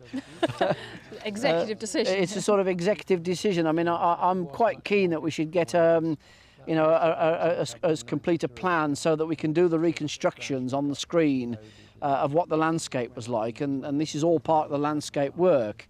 So that, yeah, I think we should go ahead with that. OK, well, we'll try and get some people together, and maybe you could at your end and have a go at clearing a bit more of the site. OK? OK, thanks, Tony. We'll come over and have a look when we've just looked at what we've got over at the north end of the site here. While Mick and wood expert Rowena Gale set to work identifying our 200,000-year-old trees, we start clearing today's vegetation from the middle of the site.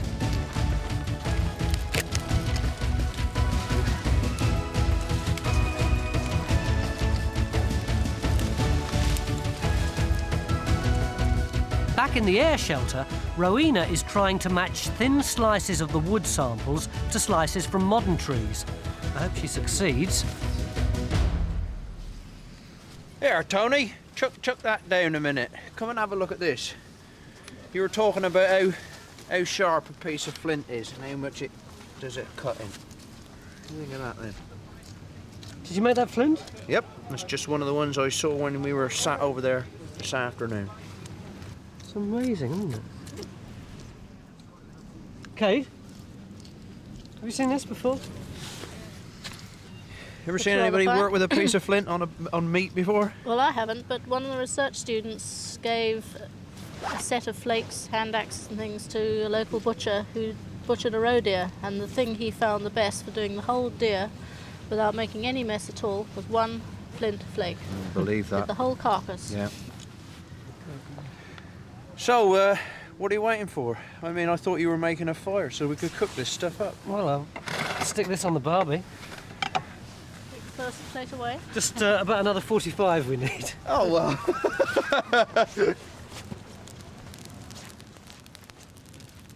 Phil, put it on a hay bale here. All right? Tonight, we decided to eat prehistoric style, with just a few concessions to the 20th century, metal barbecues, plates, and, of course, veggie burgers for Mick. I think it's a mammoth dropping thing. Mammoth dropping, fine. That looks wonderful. But at least some of us were prepared to enter into the spirit of the occasion. That's all right. It's the cooks who do the job. Right, what are we going to do tomorrow? Carry on. Where's Rowena? The wood result. Have you managed to get the data together yet? Yes, The spread out rooty bit is almost certainly a willow. Outside chance it might be poplar, but it's more likely to be willow. So we've got willows growing on the riverbank, growing into the... Yes, seems so. And the long thin bit beside it is not from the same tree or bush. It's most probably elder, but I'd still like to have another look at that and make certain about that. I mean, this is very interesting because he's showing us in detail what the local landscape was like next to the river, and that's presumably a climate that's not particularly hot or cold. No, it's temperate. rather temperate like today. Yes. Yeah, that's very good. Yes. So that gives us a picture of the immediate locality along this bed of the river. And do you think there is a realistic possibility that by the end of tomorrow we'll have a picture of this whole environment? Yeah, I don't see any problem with that. I think the amount of background information that's come out of this small area with what Kate's done before and what we've managed to gather is incredible. You know, we've got a whole battery of techniques, they're all producing useful stuff. I've no doubt about that at all. So, it's the end of day 2. Let's hope we've got the big picture tomorrow. Stay with us.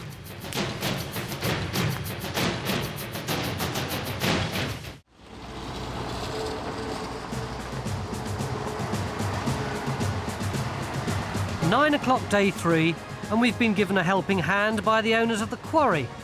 Their giant earth mover is going to clear away all the spoil heaps that are preventing geophys from surveying the centre of the site. There are some advantages to digging in a gravel pit after all. Clearing a whole new area on the site hasn't only helped the survey team, it's also allowed Mick a chance to dig an even deeper trench. This time, where our geophys results predict we'll find the course of the river in the middle of our site.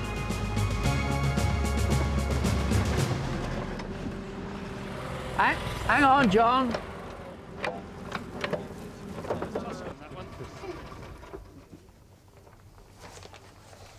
Oh yeah, look at that. It's that's good condition. That's good condition. That could be quite a recoverable task. So this is out of stuff that we've actually cut through just. Last load. So that was the last load, which is going into the clay, so it's somewhere down the base. That's that pink in there. Is that possibly? No, that's. Dry fear. No, hang on. Well, that's the only pink bit I can see. No, I think you'll find. That's it, is it? Have a look. It's very smashed, but it looks the right stuff.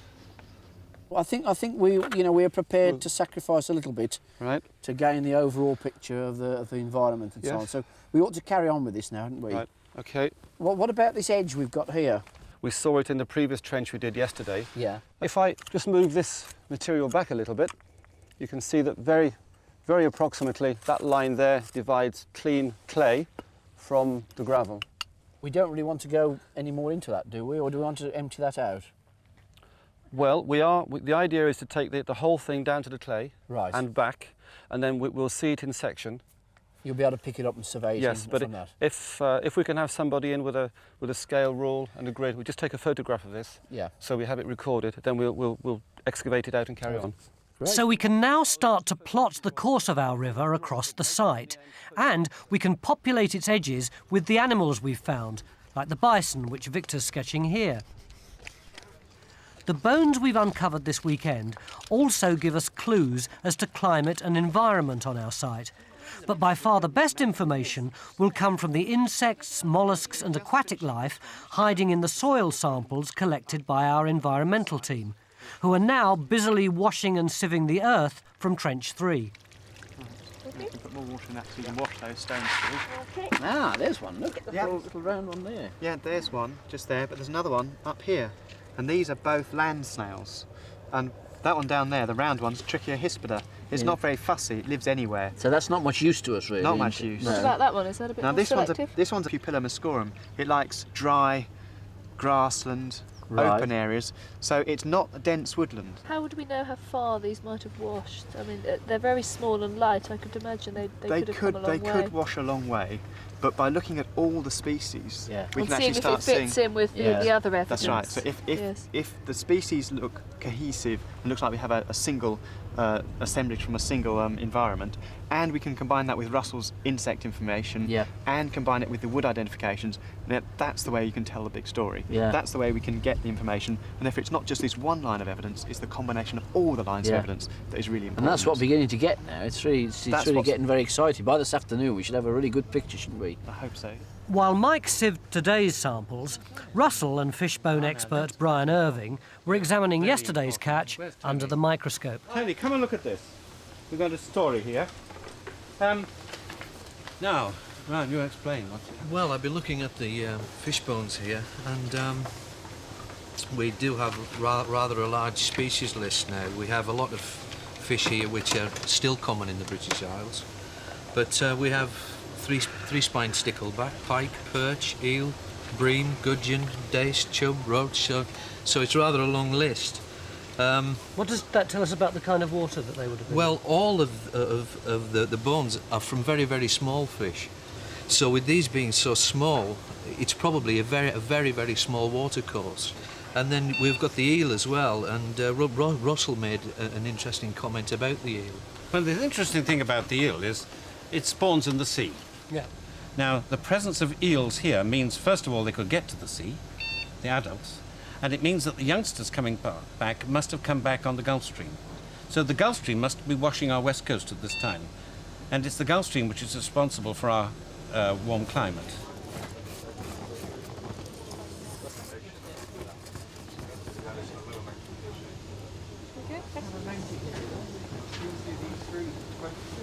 It's lunchtime day 3, and we've got an absolute avalanche of information coming in here now. We've got Russell working on the beetles, we've got snails and seeds here.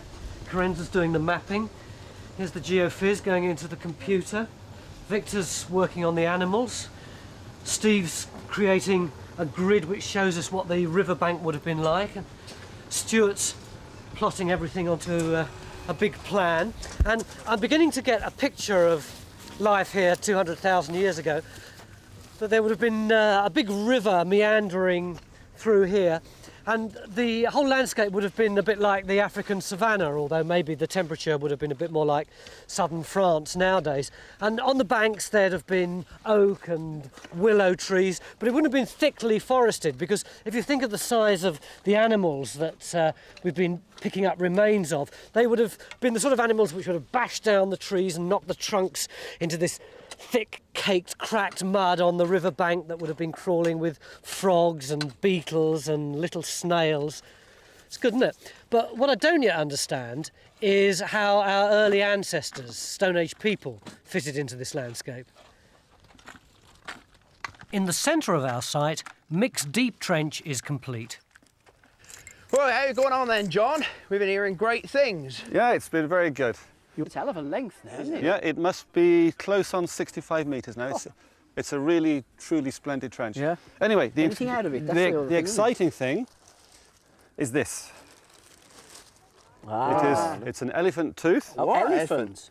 So does that help us with the environment, whether it's hot, cold, whatever? Well, yes, elephant are only warm. Right. And this is Right, so really, it's really in a good, warm good phase stuff. here, Yes. Looks in good condition as well. It's very solid. Brilliant. That's good. Really good. What about other stuff? Because I see there's a bucket down here with something in as we came across. Yeah. Well, there's some. It wasn't just somebody's lunch, you know. Funny you should say that. Well, in the bucket, we saw some wood near the surface when we stripped it, and this is. Yeah. If you look at the curvature of that wood, it's a fairly large trunk we're dealing with. Yeah. So we can get that looked at and see what sort of wood that is. Identification. Looks yeah. like oak, actually. It's really well preserved. The bands across it. Yeah. Yeah. Haven't finished yet. We haven't finished. Right, Right, there's even better. Yeah. So this is the river bank getting deeper. Yeah. And we then found these bones, which, although very dirty and smashed, they are. I've been told they're one of the leg bones of a mammoth. Good Lord alive. A big slab, isn't it? It's very heavy, isn't it? It's very solid. That joint, isn't it? Yep. You can see the bone structure in this, actually, can't you? It's, that's great, isn't it? Kate? What have you been doing while we've been at dinner then? We've been hearing great things. I've been drawing. You must have been getting pretty excited about all Yes, this. there's a fantastic looking bone here. But all this stuff coming out all over the place now. I mean, it's What? Look at this, look at this. What's that then? Have a look, I have to have a little pick of the end first. You can tell by the wear surfaces on it. This is a horse, shin bone. Right. It's quite a short, stocky Quite a little brute stocky then. sort of horse. Yeah, you like know those as well. Exmoor pony. The environmental finds from this trench tell us even more. What you can do is, in the channel, there are prostrate trees. Yes. We know Yeah. that they are submerged trees because they've got beetles that need submerged trees. Right? Now, so that in a natural environment, trees would fall in the river, and instead of the water authority coming and cleaning them off, they would in fact be just washed downstream. Now, so there are trees which are in here. Now, we know from yesterday that we have willows along the edges. Yes. Yeah. The snails are telling you that the margins of the river are very weedy. That's so right. even though the watercourse itself might be quite narrow, you've got a nice, wide, marshy area.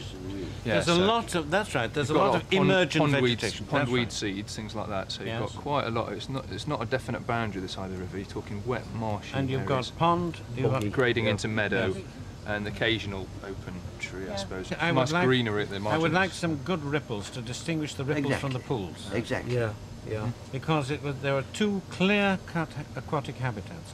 One is the pool of slowly Stagnant. flowing water, Yes, and this goes that's with the what we moles too, and some of it which is rippling and running A fast. fast-flowing river.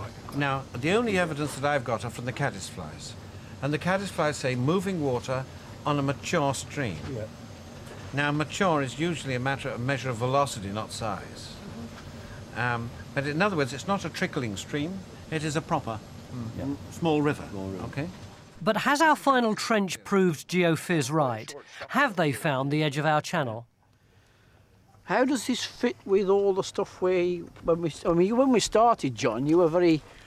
Sceptical? No, I'd have put it stronger though. You were Ready to go home? Yeah, exactly. You were iffy about whether you were going to get anything out of it at all, weren't you? Well, I wasn't that confident. No. But I think. And now? Well, now. Well. Well, yeah, I think. We were told by geophysics that the edge of the trench, the edge of the deeper part of the channel was here. And guess what we've got? And The it edge of the is. channel. Well done. Well, I think the most exciting thing from our point of view is to be able to use the bits in between that we haven't dug from your survey and see where to dig. So you've got whatever, a year or more to go, or a couple of seasons to go, Yes. and you can now see where perhaps you might want to dig. Like we won't dig in any of the bald bits on your... That's it. I mean, Right. we can give you a plan by the end of today, Yes. certainly of the main Yeah. area that's been stripped No, and from covered our now. point of view, that's wonderful to have a... I mean, it must be pretty encouraging for you, John, mustn't it, to actually be able to put geophysics in this sort of site? Yes. Must be Well, another I mean, first, it's, mustn't it? It's different. It Yeah. certainly is different. Very Not brave something we do attempt. every day of the week. We've now got only a few hours left to record and preserve everything we've found this weekend. We won't have the time to lift our first find, the tusk, or search for man on our newly discovered land surface. But as Mick says, looking for our ancestors on a site this big, encompassing such a vast period in prehistory, is like looking for a needle in a haystack. I'm just beginning to get my head around the enormity of the time scale involved in this week's dig. If you think of this horizon as a massive continuum of time, then the remnants of the first man that's ever been found in Britain, Boxgrove Man, we can place round about where that grey hopper is over there.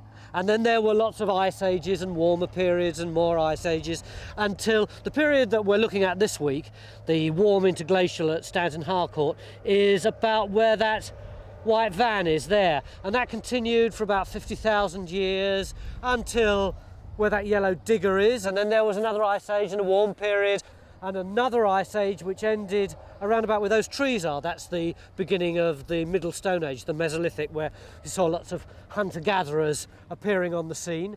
And then the Bronze Age is round about where that triangular tower is, and the present day is where that big square tower is. And if you want to put your own life into the equation, well, each human life is about the width of my thumb. Sobering thought, isn't it?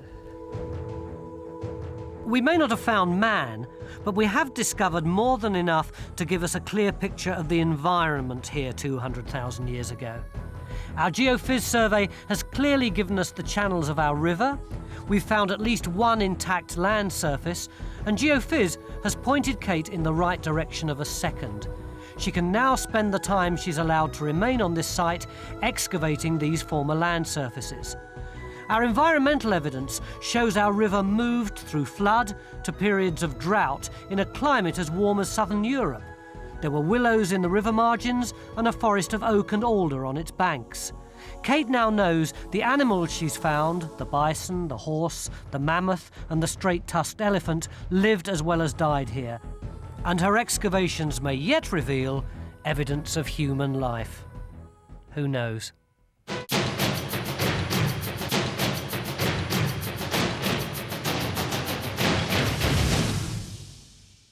This picture of Christ, which was discovered hidden in an outhouse, looks remarkably like the Turin Shroud, doesn't it? It's 13th century, and it's believed to have belonged to an order of fighting monks who lived around here and even gave this village its name. They were called the Templars, and this is Templecombe in Somerset. Can Time Team find the remains of where they actually lived? And who were the Templars anyway?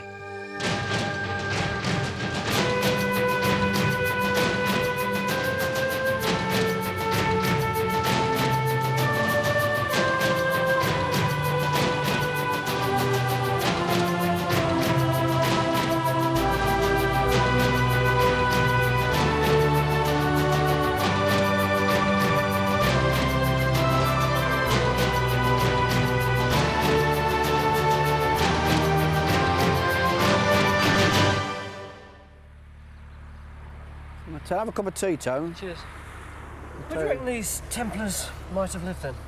Well, somewhere on this site over the back here, I reckon. What we're going to do is look at the building itself, have a good old look at the structure, you know, see what we can find. But my guess is they're living somewhere out the back. What are we looking for? Well, I think if we can define the area that they occupied, then almost certainly there would have been halls, barns, a chapel, you know, bakery, brew house, that sort of stuff inside there. So this is a little monastery inside a defined wall? Yeah, with a gatehouse and a ditch around it, that sort of thing. We ought to go off and have a look and see how they're getting on, actually, with the survey work and starting to open up the trenches. We've been invited to Templecombe by a modern-day Templar. Jeff Wilson bought the manor house because of its connection with the medieval order on which the present-day charity called the Templars is based. He knows the Knights Templar owns the manor here in the 12th and 13th centuries, but he wants to find out how much of his home dates back to those original fighting monks. The house has a 17th century appearance, but appearances can be deceptive. So we've brought along Beric Morley, our historic buildings expert. I'm told this is the remains of a spiral staircase. Oh, I've heard about this. Oh, that's right. Well, look, it curves round at the back. Yeah. Beric's starting with a grand tour of Jeff's home, which we've invaded for the weekend. The house has been repeatedly modernised since the 1600s. Beric's job is to discover if there's anything Templar hidden inside or below the present building. Oh, this is a nice room, isn't it? Well, this big room, but I think it's been made into one room. It was several rooms. Yes. There's the front door over there. Oh, yes. Yes. And along the floor, underneath here, there's some flagstones. These are much more worn up this and out that end. But where the door comes, there's a row of narrow ones, as though there was a wall up in between. And it turns a right angle here and comes over to block the stairs. Gosh, well, Beric's already noted that Jeff's house has been built back to front. Its more imposing face points eastwards. He's also intrigued by its unusual L shape. Could this red-roofed long range here be medieval in origin? But it's around the modern farm behind Jeff's house that Mick thinks we'll find the boundary that enclosed our Templar site. So we're down at the south end of the site now, Tony, and when I came and had a look earlier, you can see the earthworks in this field. Oh, what, there? Yeah, if you just come up to the gate here, I better shut the gate because of the cows, I think. I think it actually helps it to show up because you've got this track down one side, but immediately off that, you see, there's this ditch. Yeah, this here? Down here, yeah, and then that rises up onto this bank, which I think was probably the boundary on this side. So, you know, you come down the ditch, up a bank, and then you're inside the... So all this is inside the precinct? And of course the land's dropping away over there, so that's probably the boundary on that side. Just by that little fence? Yeah, more or less beyond there. And if I actually sort of sketch it out on a bit of paper here, you see what we've got is the road runs across like that. Yeah. The house is sort of like that with the bit at the back. Here's the farmer's house. We've got a trench going in there because it looks as if there's a ditch coming across in that direction. And then we're over here with a bank and ditch coming over there. And then it sort of drops away. So that could give us the sort of area with the road on one side. There are a number of Templar sites where we've got various buildings left, and there's one, it's this one actually, that's been excavated. And this is the layout of this place, South Witham, or South Witham in Lincolnshire. This was dug some years ago. And there's the gatehouse, you see, and you see it's basically a rectangular area, and it's full of buildings. And is that roughly the same size as this? It's going to be roughly the same sort of thing. And it might mean, you see, that in this field here, there are all sorts of barns and other buildings that, you know, go with it, and we shan't know that until we've done the sort of geophysics across the area. It does look quite lumpy and bumpy here. Templecombe was a large administrative centre for the Templars, who acted as a kind of medieval peacekeeping force during the Crusades. If Mick's right, and Jeff's house was on the western boundary of our site, and if the southern boundary was just beyond the dirt track at the back of this south field, then the site would have spread out over a vast area. Although much of the land is now covered by barns and a farmhouse, in the last hour we've managed to dig a trench here in the north field where Mick believes the topography suggests a northern boundary. They've got the bank round this side, look, which is much more prominent. It's much steeper, isn't it? And this presumably is the corresponding ditch. Presumably, yeah, and then outside that you've got earthworks as well, which...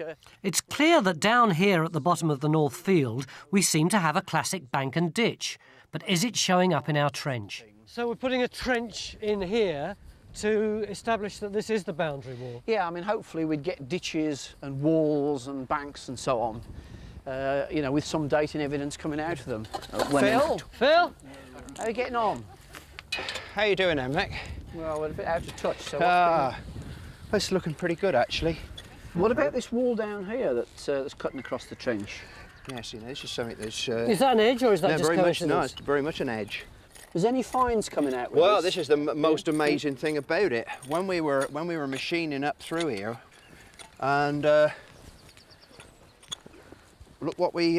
this is probably the best Can I get in your trench? It's undoubtedly the... Can I get in your trench? I'd rather... Well, it took so long to answer. You see, look what we got here. here. That's nice. Isn't that amazing? That's nice. These Wow. floor tiles. Oh, fantastic. And there are just so many of these. They're really, really nice. What sort of period would they be?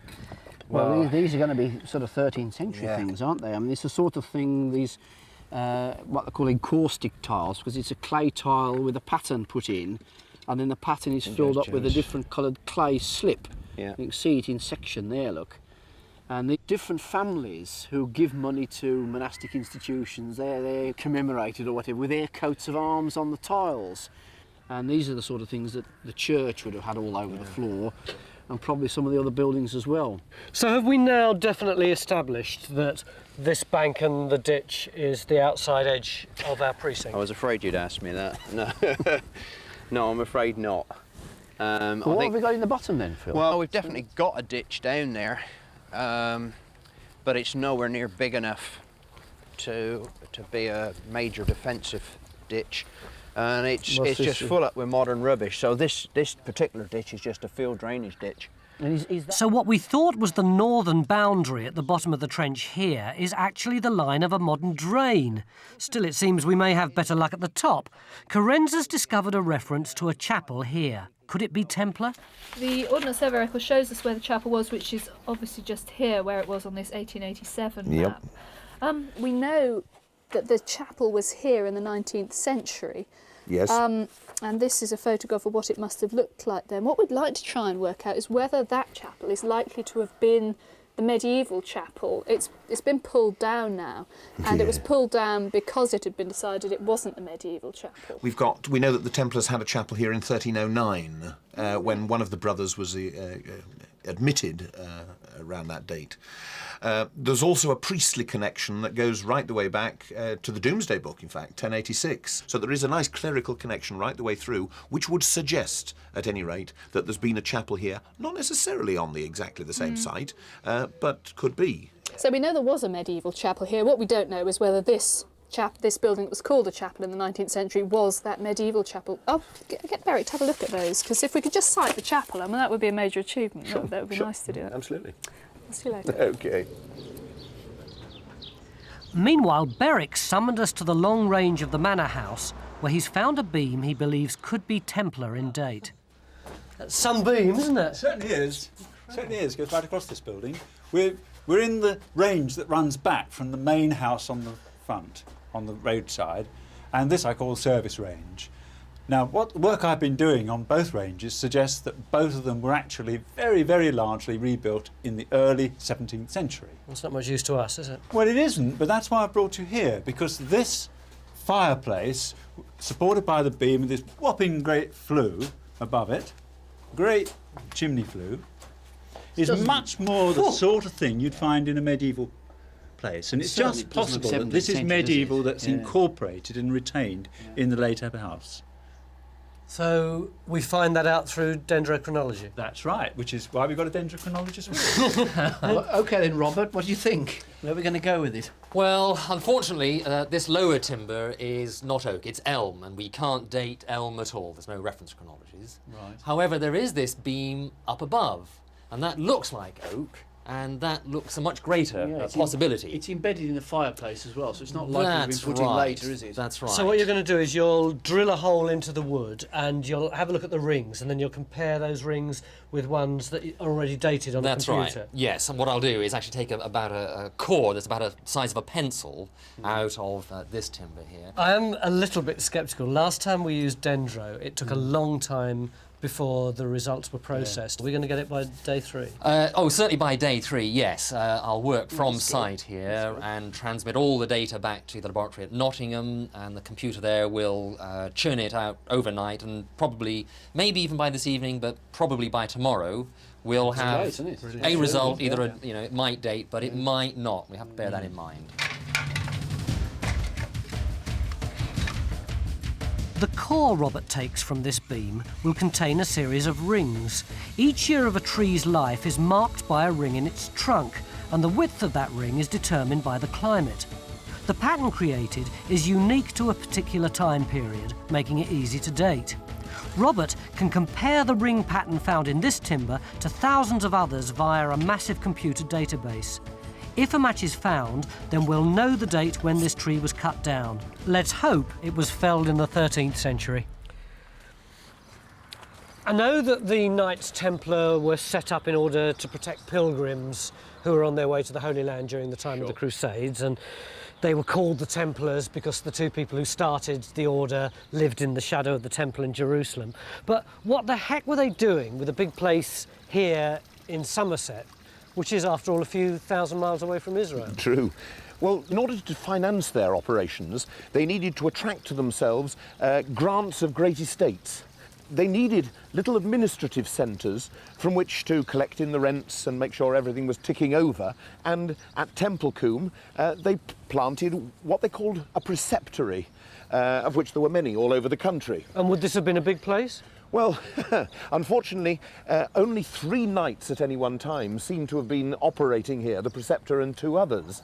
We don't know an awful lot about what their organisation was, not until they in turn gave way in the 14th century to another brotherhood of fighting monks. Hang on. Another brotherhood? Yeah. Well, the Knights of St John of Jerusalem, the Hospitallers. Yeah. And they took over the preceptory, ran it in much the same way, and continued here right the way up until 1540, when, along with all the other monasteries in England, they went up the spout courtesy of Henry VIII. And what happened to this place then? Well, like everything else, it was grabbed by Henry VIII, the Tudors, and granted away. Back at the North Field, Carenza's discovered that the stone wall at the top of the trench aligns exactly with a wall of her chapel. That's the exterior north wall of the chapel, and that must be this wall. But, oh, actually, you've got. Is that? That's the bottom of the doorway. That's the bottom of this That's the doorway. bottom of the doorway. There's the door sill and the jambs rising up from it. We've only got the bottom stone with those chamfered corners. What date do you think this building is? Because the Ordnance Survey record said it was about 1200. 13th century is fine. Is it really? Yeah. Whether it's as early as 1200 is. But 13th century, so definitely pre-14th century.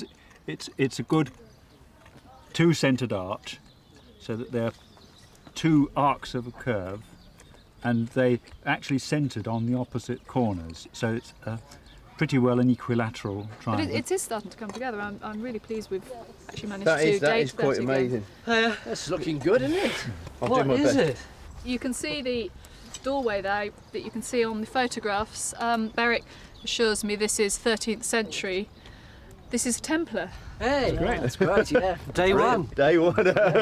If we've got this feature here, is there the possibility that looking on the other side of the wall we would find more features? Yeah, well, that's why we're in the garden here. We should go and have a look at that now and see if we've got the base of the wall coming out. Could that be part of the same building? Well, we hope so, yeah. It seems that while I've been concentrating on the house, Mick and Phil have started a second trench closer to the manor house in the farmer's strawberry patch. Oh, well, that's looking all right. Look, yeah. Going to be a good trench, this, isn't it? Yeah, I mean, we've got one wall down here, haven't you, coming out, but that's not on line at all. No, it doesn't appear to be at the moment. Is it okay if I come across there? Yeah, So certainly. you're We not haven't cleaned it up or anything, have you yet? No, Okay, not yet. great. And get up on the wall. You can see whether it's actually in line, and you know clearly this is a long way out, and it must be somewhere down under there, about facing where Berwick is. If it runs through. If it runs through. Well, you can see how much higher we are still in here compared to the level at which we hit the chapel foundations down there. Well, it must be about a metre at least. Much as a metre? Yes, even at the bottom of the trench it could there. be about a metre. That's a lot of dirt. So the north wall of our chapel with its doorstep is under this modern field wall. Unfortunately, the east end of our chapel has been lost, buried under the farmer's new garden. But the remains of the walls of the west end may still exist buried under the strawberry patch here. Still, that's for tomorrow. Do you know, it's 8 minutes to 9.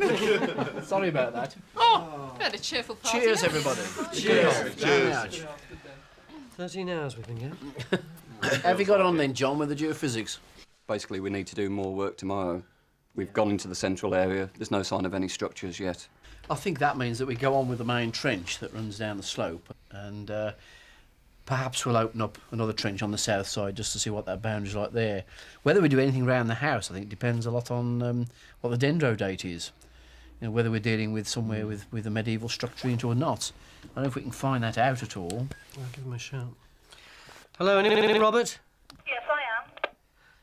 Could you ask him when we'll have the dendro date? Yeah, okay, 1 moment.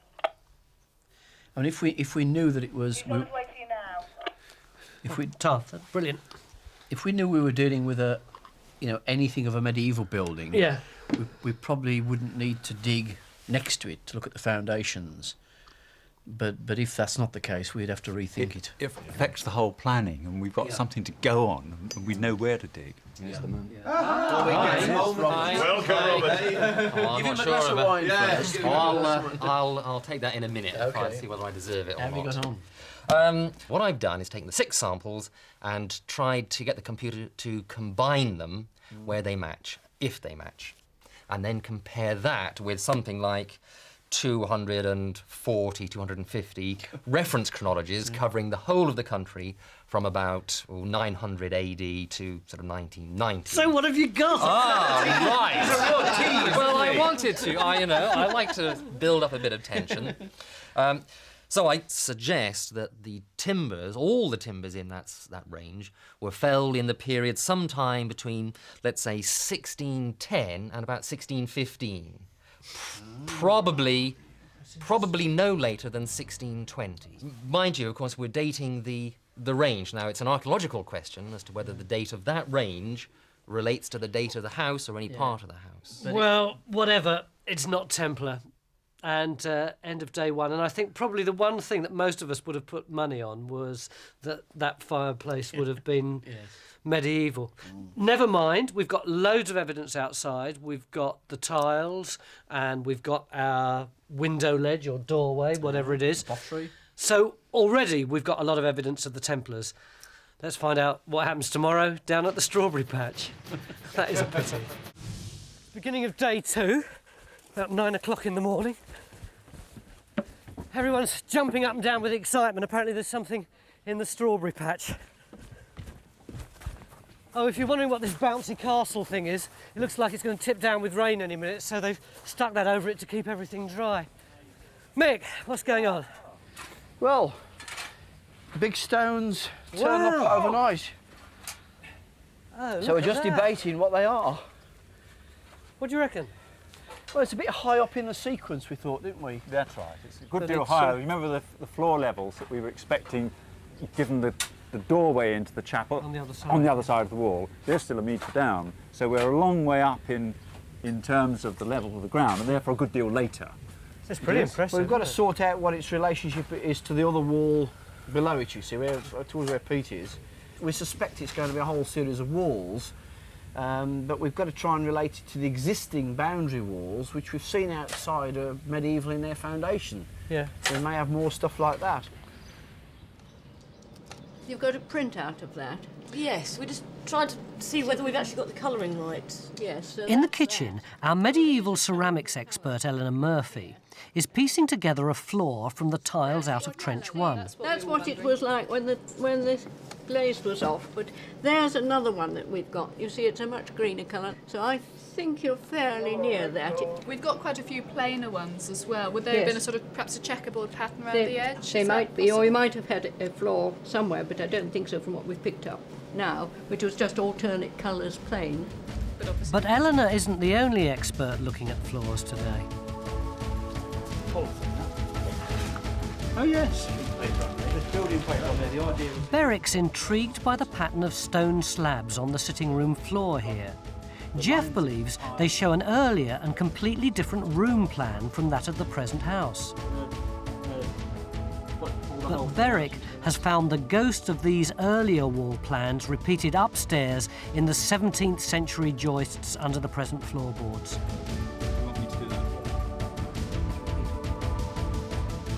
So, unfortunately, these rooms were built 400 years after the Templars. There are 2 or 3 other little areas of Britain that have these at this particular time, the early 17th century. A service storeroom, the same as you might have in some medieval houses, the old buttery and pantry, and it turns up at the centre of these new centrally styled houses that replaced the medieval plan of house. Which was dying out at the turn of the 17th century. If there's nothing medieval in or under Jeff's house, and the modern farm has destroyed any evidence in the centre of our site, where will we find evidence of our Templar preceptory and its boundary? Mick's convinced we'll succeed in the south field, where geophys are already examining the bank and ditch he showed me yesterday. But over at the north field, there's some division in the camp. The surveyors are ignoring Mick's intuition about the south field and are looking at some earthworks of their own. The dendro date on your big fire was... disappointing. Very. And now Berwick's saying that all that bit is definitely, what, 17th century? Yeah. How are you feeling? Conned. By us? No, by the estate agent that sold me the house. Well, it's disappointing, but obviously on a medieval site and the history is still on the site, so it's still a Templar site. So, and in fact, if you look at it logically, the whole of Templar is a Templar site, so it's not that much different. It's still there. Lunchtime, and the geophys results seem to confirm Mick's theory that we've got the remains of a boundary in the south field. I mean, this is a 40-metre wide strip going 90 metres down, so we've covered a large area.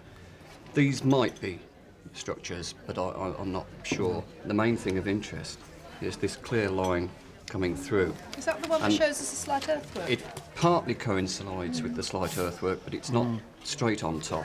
But I don't think this is going to be far down. I think you'd find it within the top half-metre. That was all the confirmation Mick needed, and no time's wasted in getting a trench dug across the line of the bank and ditch here in the South Field.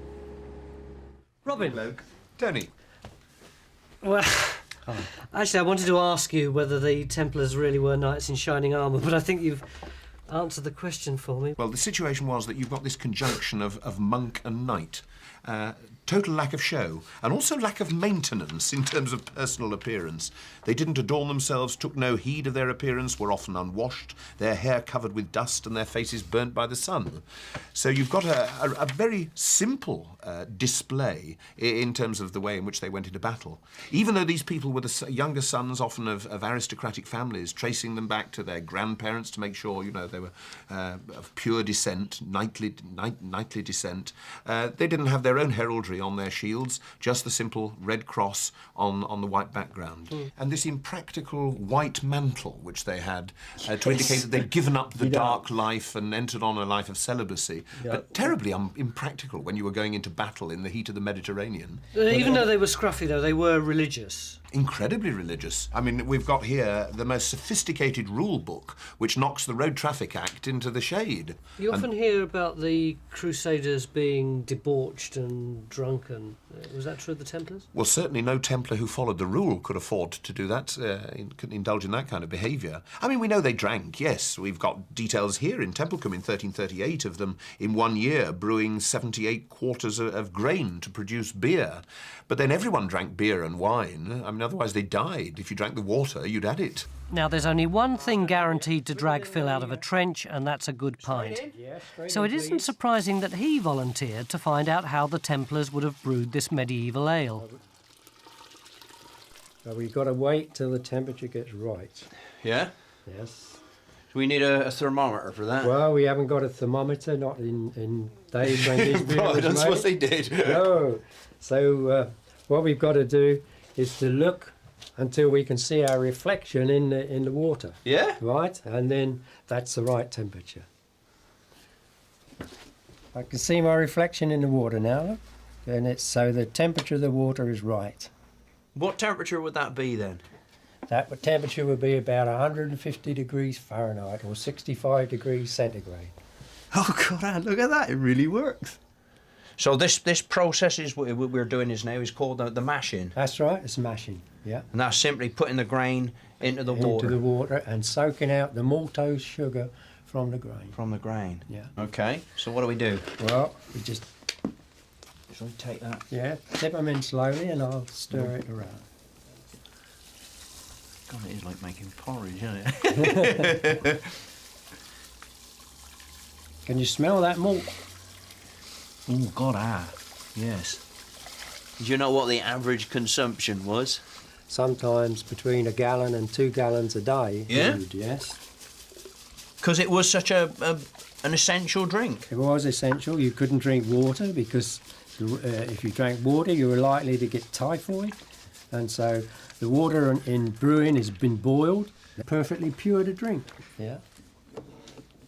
So was it the sort of job that everybody would have been able to do, or were there particular brewers? The first professional brewers, if you like to call them professional brewers, were the monasteries. So, right. And that would have been the Templars as well, then? Yes, that would have been the Templars as well. So somewhere around here they would have had a brewery? Yes, they would have had a brewery. A mash like this is only the first stage in a medieval brew. But before the yeast can be added and fermentation makes it ready to drink, the mash needs to stand overnight. And what do? Just stack the straw with the hay round it? On the top as well, to really insulate it down. Okay. Well, of course, in medieval times it was a longer process. As I said, this was left then until the following day or overnight, and then it was strained off. Right. And another brew was made from the same grains. From the same mash? Yeah, the same mash. And they could actually get 3 brews from one lot of mash? 3 brews, and obviously 3 brews of different strength. So you had the first brew, which was a strong beer, right? Yeah. Then you had the second brew, which was what they called a table beer. Right. And a third beer, which they called small beer. Right. And the small beer was what the children drank. So how was the did weakest. their beer compare in strength to our own beers? Well, the table beer was probably about the same gravity or the same strength as our own best bitters would be today. So if the best beer of today is only their equivalent to their table beer, their strong beer was some Pokey Daco then, wasn't it? Definitely was. Excuse me, Carenza, I am right in saying there is evidence of absolutely nothing here at all. Oh yes, absolutely nothing I at just all. wanted to get that clear. Yes, nothing. I mean, it's as empty as it looks. 5 o'clock and our new trench in the south field is finished, but there's no sign of the boundary. And so this hump that we thought was the outside boundary is just natural. It's just natural.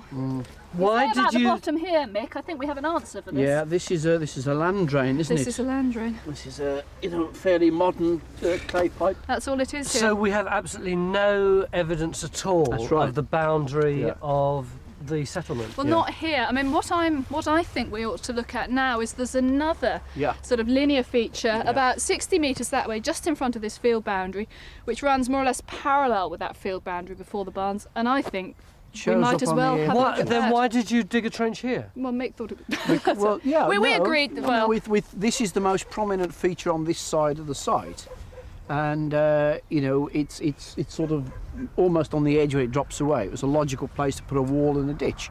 The geophysics seemed to show that. I mean, you would have been equally excited if we'd have come out here and shown you a great base of a stone wall. you can see it, Tony. It when could have you shown look up, you know. You can see it does look like a bank. Oh And yeah, I was must absolutely admit, convinced by it. You can see this trench and this little hump over it. Looks just like an earthwork. So whereabouts is well, this? it's over here. This other one.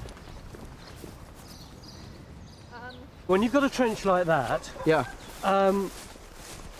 How do you plot it? Do you just write down, we dug this trench and there was nothing in it at all, or do you have to draw things?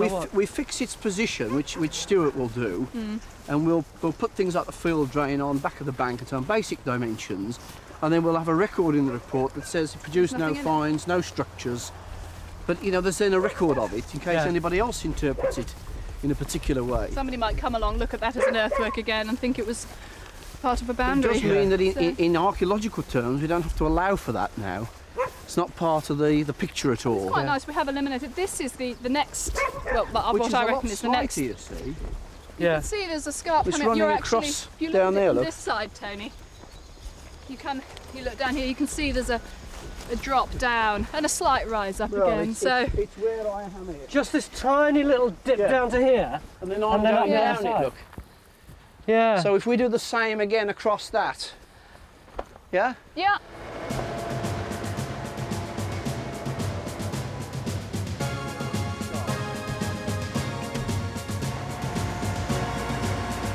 Well, we still have a couple of hours of daylight left, so we might as well have another try at finding this elusive boundary wall.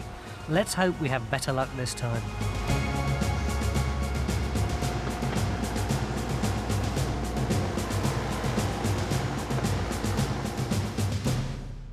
Is it a wall, Mick? It's pretty thin.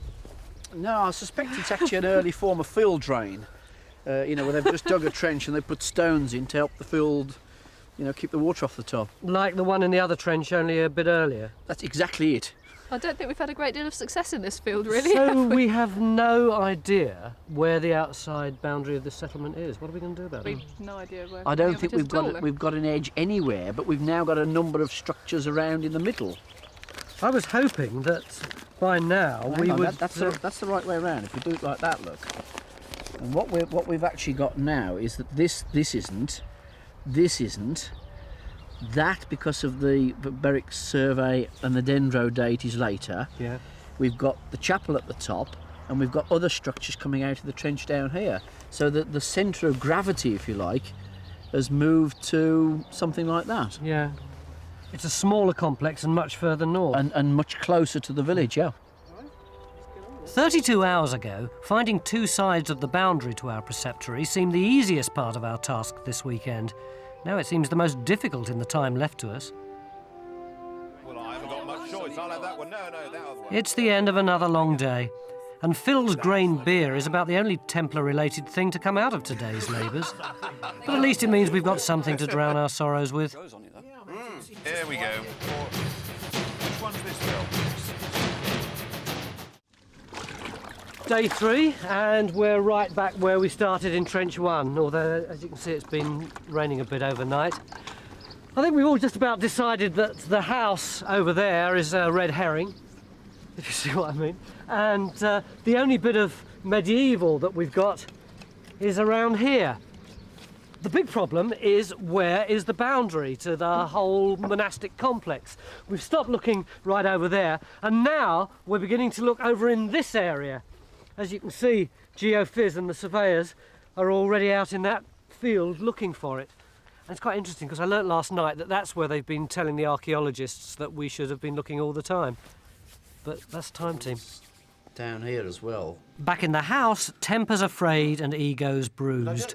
We finally got round to looking at the tithe map, something we should have done on day 1. Because we should have looked at this. Well, I said it right at the start. I said it when we were at Well, Wootton I know you did, and you know, and if we'd have seen that, on Friday, we wouldn't have been farting around in the fields out the back. We cross. Why? Cross with Templecombe. Take my cup away. Because we should have looked at the bloody tithe-free map before, because it's got an enclosure on it of tithe-free land. That's the chapel in the well, corner. that there, is Templar Tony. property. And this farm is not Templar property. Jeff's house is here. But everything west of that line, which includes the present house and all the rest of it, is not in the tithe-free area. Yeah. It's land that they didn't pay any tithes on because they were exempt, because they were a monastic order with a lot of privileges granted by the Pope and other people. Right, and that sometimes survives right the way through, and it gets onto the tithe map in the early 19th century. What we missed out was really a very, very early stage of just seeing what the map showed, you know. Why didn't we look at the tithe map earlier? Because we're bloody stupid, you know. I mean, we should. Well, it's just because we have to get started. Apart from the historian who went and looked at it this morning. Well, I just think it's because we wanted to get started, and there's always this Well, we pressure fell to start things before. We fell into the same trap as everybody has looked at this place. They look at this building and say, well, OK, it's got bits of features in it. It must be on the site of the preceptory. Everybody that's been here has looked at that great big fireplace in the kitchen. Yeah, and the kiln. Said, OK, if nothing else is early, this must be. Some of us have been down. You've never thought that we were looking in the right place at all, have you? Over that side. Well, we're going to get a lot of. Now we're going to be wise after the event, aren't we? You know. Yeah. And what we've been doing, we've been looking at the earthworks out that side. It looks as if the boundary might be this feature down here. There's a lane coming up to it which turns at something here. So there's probably something which this is butting against, and it suggests that the preceptory might be in that. I mean, this is more or less the same boundary as on this. And that sort of coincides more or less with that boundary, doesn't it? There's some quite crucial points here. Yeah. And we need to do some geophysics to get We've some... started that, haven't we? We've started a long transit right across, haven't we? Yeah. Well, what we're not in a position to do, I don't think, is to do any more excavation. But we've got sufficient resources to put in one investigation trench, haven't we? Well, it seems to be... I mean, in the next sort of 3 hours, we can get that surveyed. Okay. But that wouldn't give you time to put... Well, that would only take us to 1:30. Yeah. I'd be prepared, Tony, to be overruled if we dig a trench across that earthwork, but we don't actually go into any of the material there. There's no need to excavate down, is there? It's just revealed. Yeah. Because we wouldn't have time to do the proper recording job if we actually did go into it. But at least we might see if there are any structures there. We might just get some data material. So the tithe map clearly shows that the areas of tithe-free Templar land were here to the north and east of our site. The chapel's included, but Jeff's house isn't. If Stuart's right, then we should find that the eastern boundary wall is somewhere at the bottom of the north field, close to the fence here. 11 o'clock, and the first readings from GeoPhys seem to suggest that there's something buried under the fence itself. But is it the boundary wall? The local farmer certainly thinks so. There was an old stone wall, an old sort of dike which ran along where this wooden fence is now. Oh, really? I just automatically assumed we were seeing sort of the footings for the wooden fence. I mean, it's quite possible that what we're seeing is that wall below then. So is it this wall here that used to be extended all the way along? That's what's on the 19th century map. So, did you take all the stone away? Or No, it's all been buried there as such. Oh God, there's a lot of rubble there then. Well, So how would you feel about us putting a trench across it? So what do you think that wall might represent? Well, it's the boundary that goes round the edge of the area of tithe-free land, which includes the chapel, which we're thinking is now the site of the preceptory. And it's a boundary that seems to have been there for a long time. And it would be nice to put a trench across it. We can probably fairly easily dismiss the stone wall, which is presumably post-medieval, but underneath that there may be an earlier boundary feature that's more to do with the preceptory. Could this be our boundary? I wouldn't start. We can't waste any more time talking. We've got to start digging if we're going to find that wall. But there's a problem. Our farmer doesn't want his fence knocked down, so we'll just have to dig up to it.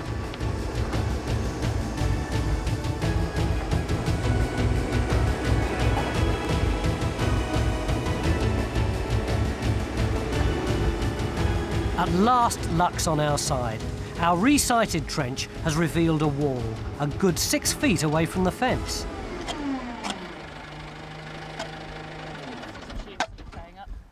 Hey? I'm sorry, I wonder if that geophysics machine isn't playing up. I mean... It looks there's a wall then, Phil. Well, it ain't very far. That's got to be something pretty solid in there, isn't it? Well, why don't you let him carry on scraping? Yeah, we can clean it up, because we're not going to have time to do it otherwise. No. I think keep going back.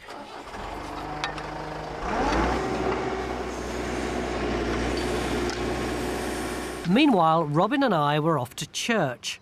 In the 14th century, the Templars were disbanded and persecuted for heresy. I wondered whether this was why the Templeton picture had been hidden away. I was wondering whether one of the reasons they might have been accused of worshipping the strange severed head was because of all these various depictions of Christ's head that they're associated with. That's certainly a possibility. And it would also be a reason for a depiction like that to be hidden. Yeah. And of course, that would also go for a lot of the documents which might have incriminated them, and could well be a reason why we have so little detailing the day-to-day life of the Templars. Because they'd have been burnt or hidden in a panic. It could well have been. So does that mean that we know virtually nothing more about the Templars than you told me on day one? Well, actually, I've come across a detailed list of accounts drawn up in 1338 by the Templars' successors, the Hospitallers. We've got, for instance, a complete list of all the servants, the hangers-on, in addition to the 3 basic knights who were there. We've got, for instance, a squire, a cook, a fisherman, a gatekeeper, clerk, Haywood, 6 other servants, 2 boys, 2 pages and a steward. 21 in total. And you know the chapel that we've been digging up? Yeah. We managed to find evidence for the wine, wax and oil, which cost them 6 and 8p, which was half a mark, and the stipend of one chaplain who was celebrating divine service there, 20 shillings. And suddenly, with a series of accounts like this, you get a freeze-frame picture of what life must have been like here, 650 years ago. Back at the bottom trench, Carenza and Phil are starting to find a wall. But is it our boundary?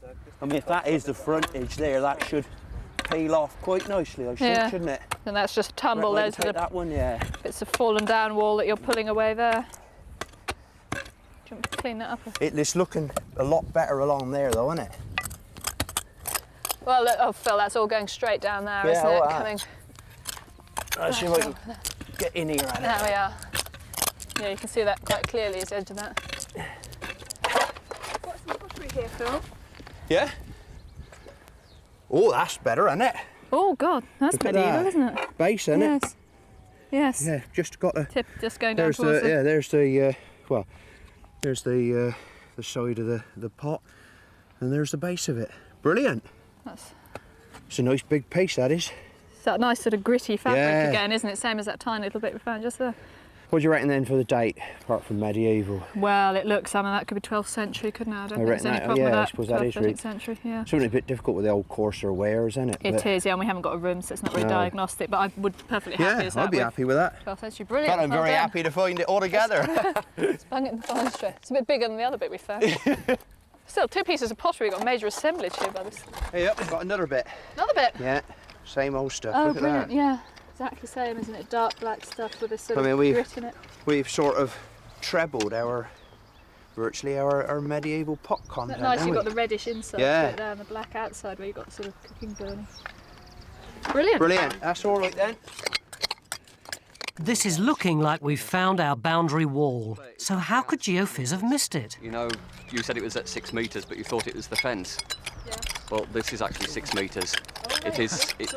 The anomaly we've got, because we were so rushed, when we were looking at that black line, that clear black line, when we took the measurement, we thought it was right under the fence. But Claire said it was 6 metres from the start. And this is exactly 6 metres down. Well, that's brilliant. So we were wondering how you'd missed it. You know, well, I never thought it could be that you were in a rush. With a probable boundary wall in our bottom trench, it seems that the foundations we've uncovered in Trench 1 are well within our Templar complex. The tiles found here give these stone footings a medieval date, and with our 13th century chapel at the top of the slope, we're probably at the heart of our Templar preceptory. Unfortunately, it seems the foundations of our chapel don't continue into our Strawberry Patch trench. All the walls here are much later in date and relate to the 17th century house. Ah, Phil. You've got a big smile on your face. We've got the preceptory boundary. Yeah? Yeah. Where? I'll show you. It's been staring us in the face all weekend, believe it or not. We know it was standing down here. Yeah. This is what we've got. We've got the footings of it here. But through here... How did you find this out? You just went for a little wander, did you? I would go and have a look. I would open my mind and see what came into it. Look around here. Can you see any other stone walls?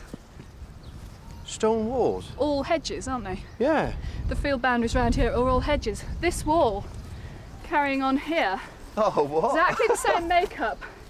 But look at it. Look at the height of it down here. It's up to about nearly 7 feet down here. Oh, God. This isn't a field boundary wall. Look at it. It's amazing. Huge, great big, exactly the same sort of makeup. Yeah. It's your classic sort of monastic enclosure wall, tall, thin. Doesn't have to be particularly well made. It's only enclosing it. Look at the height of that. Wow. And the final thing, clinching thing, I think, is that if you... Does it return on that side? It goes down to here and turns there. This is exactly on the line of that tithe-free piece of land on the tithe map that was free of tax because it was the monastic enclosure. And look, come and look through the wall. Oh, there's more, is there? Well, there's it to clinch it.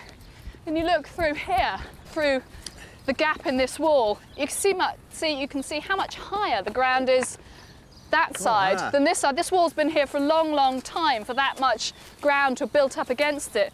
Look, you see, you're virtually a metre higher than me. There is a good old drop, isn't it? And then you can so the boundary wall has been here all the time, staring us in the face. But does this existing wall join up with the foundations we found in our bottom trench?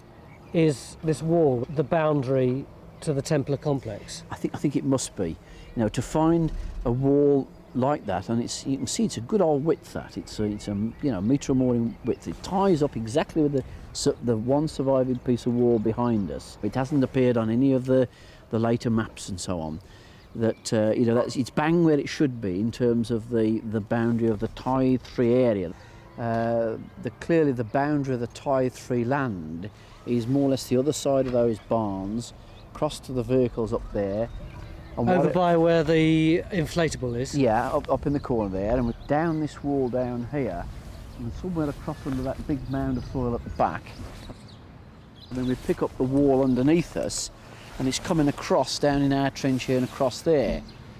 That's pretty good. Yeah, I mean, I think we can be really quite pleased with that. It's to have the area, to have some idea of the boundaries, to have some idea of the remains inside it, relocating the chapel. That's a great package, you know. So why were you so incredibly angry early on? We've been mates for about 15 years and I've never seen you that angry. Well, I haven't been that angry for a long time, and I think it was because I think we could have got to this stage very much earlier if I hadn't have been stupid enough not to look at the most obvious thing to start with. I mean, I think we probably lost a day or more, and we could actually have been in this paddock here probably by mid to late yesterday. But at least when Bob comes back, when Bob Croft, the county archaeologist, comes back off his holiday, we can say, Bob, you've got to be very careful what happens in that patch, because we now think it's part of the preceptory, whereas before we gave it no attention at all. These foundations suggest a stone boundary wall that would have stood about 3 metres high. A boundary like this would have been pretty impressive, but it was more for show than anything else. Inside the walls, our Templar preceptory would have consisted of a large monastic farm packed with barns, stables, a brew house, bakery and living quarters for the knights and their entourage. For these fighting monks, the chapel would have formed the focus of Templar life, and as such it would have had an ornate tiled floor, probably funded by donations from rich local families who'd been protected by the Templars while on crusades to the Holy Land. It looks as though for hundreds of years people thought that the Templar centre was up there, and that story would have been repeated and repeated right down to this present day. And even we were confused and thought that it was up there. But it now seems that actually the complex was more around here, and you can see why. When we first got here, it seemed that that fantastic view would have been in the Templars' back garden, but now it looks as though the whole aspect of the Templar complex would have been facing that way. And you can imagine if dignitaries were coming up from Shaftesbury, which is over there, you see that tree-lined route, that would have been the road from Shaftesbury, they would have seen perched on this hill here this rather grand-looking Templar complex. You can understand why they built it here.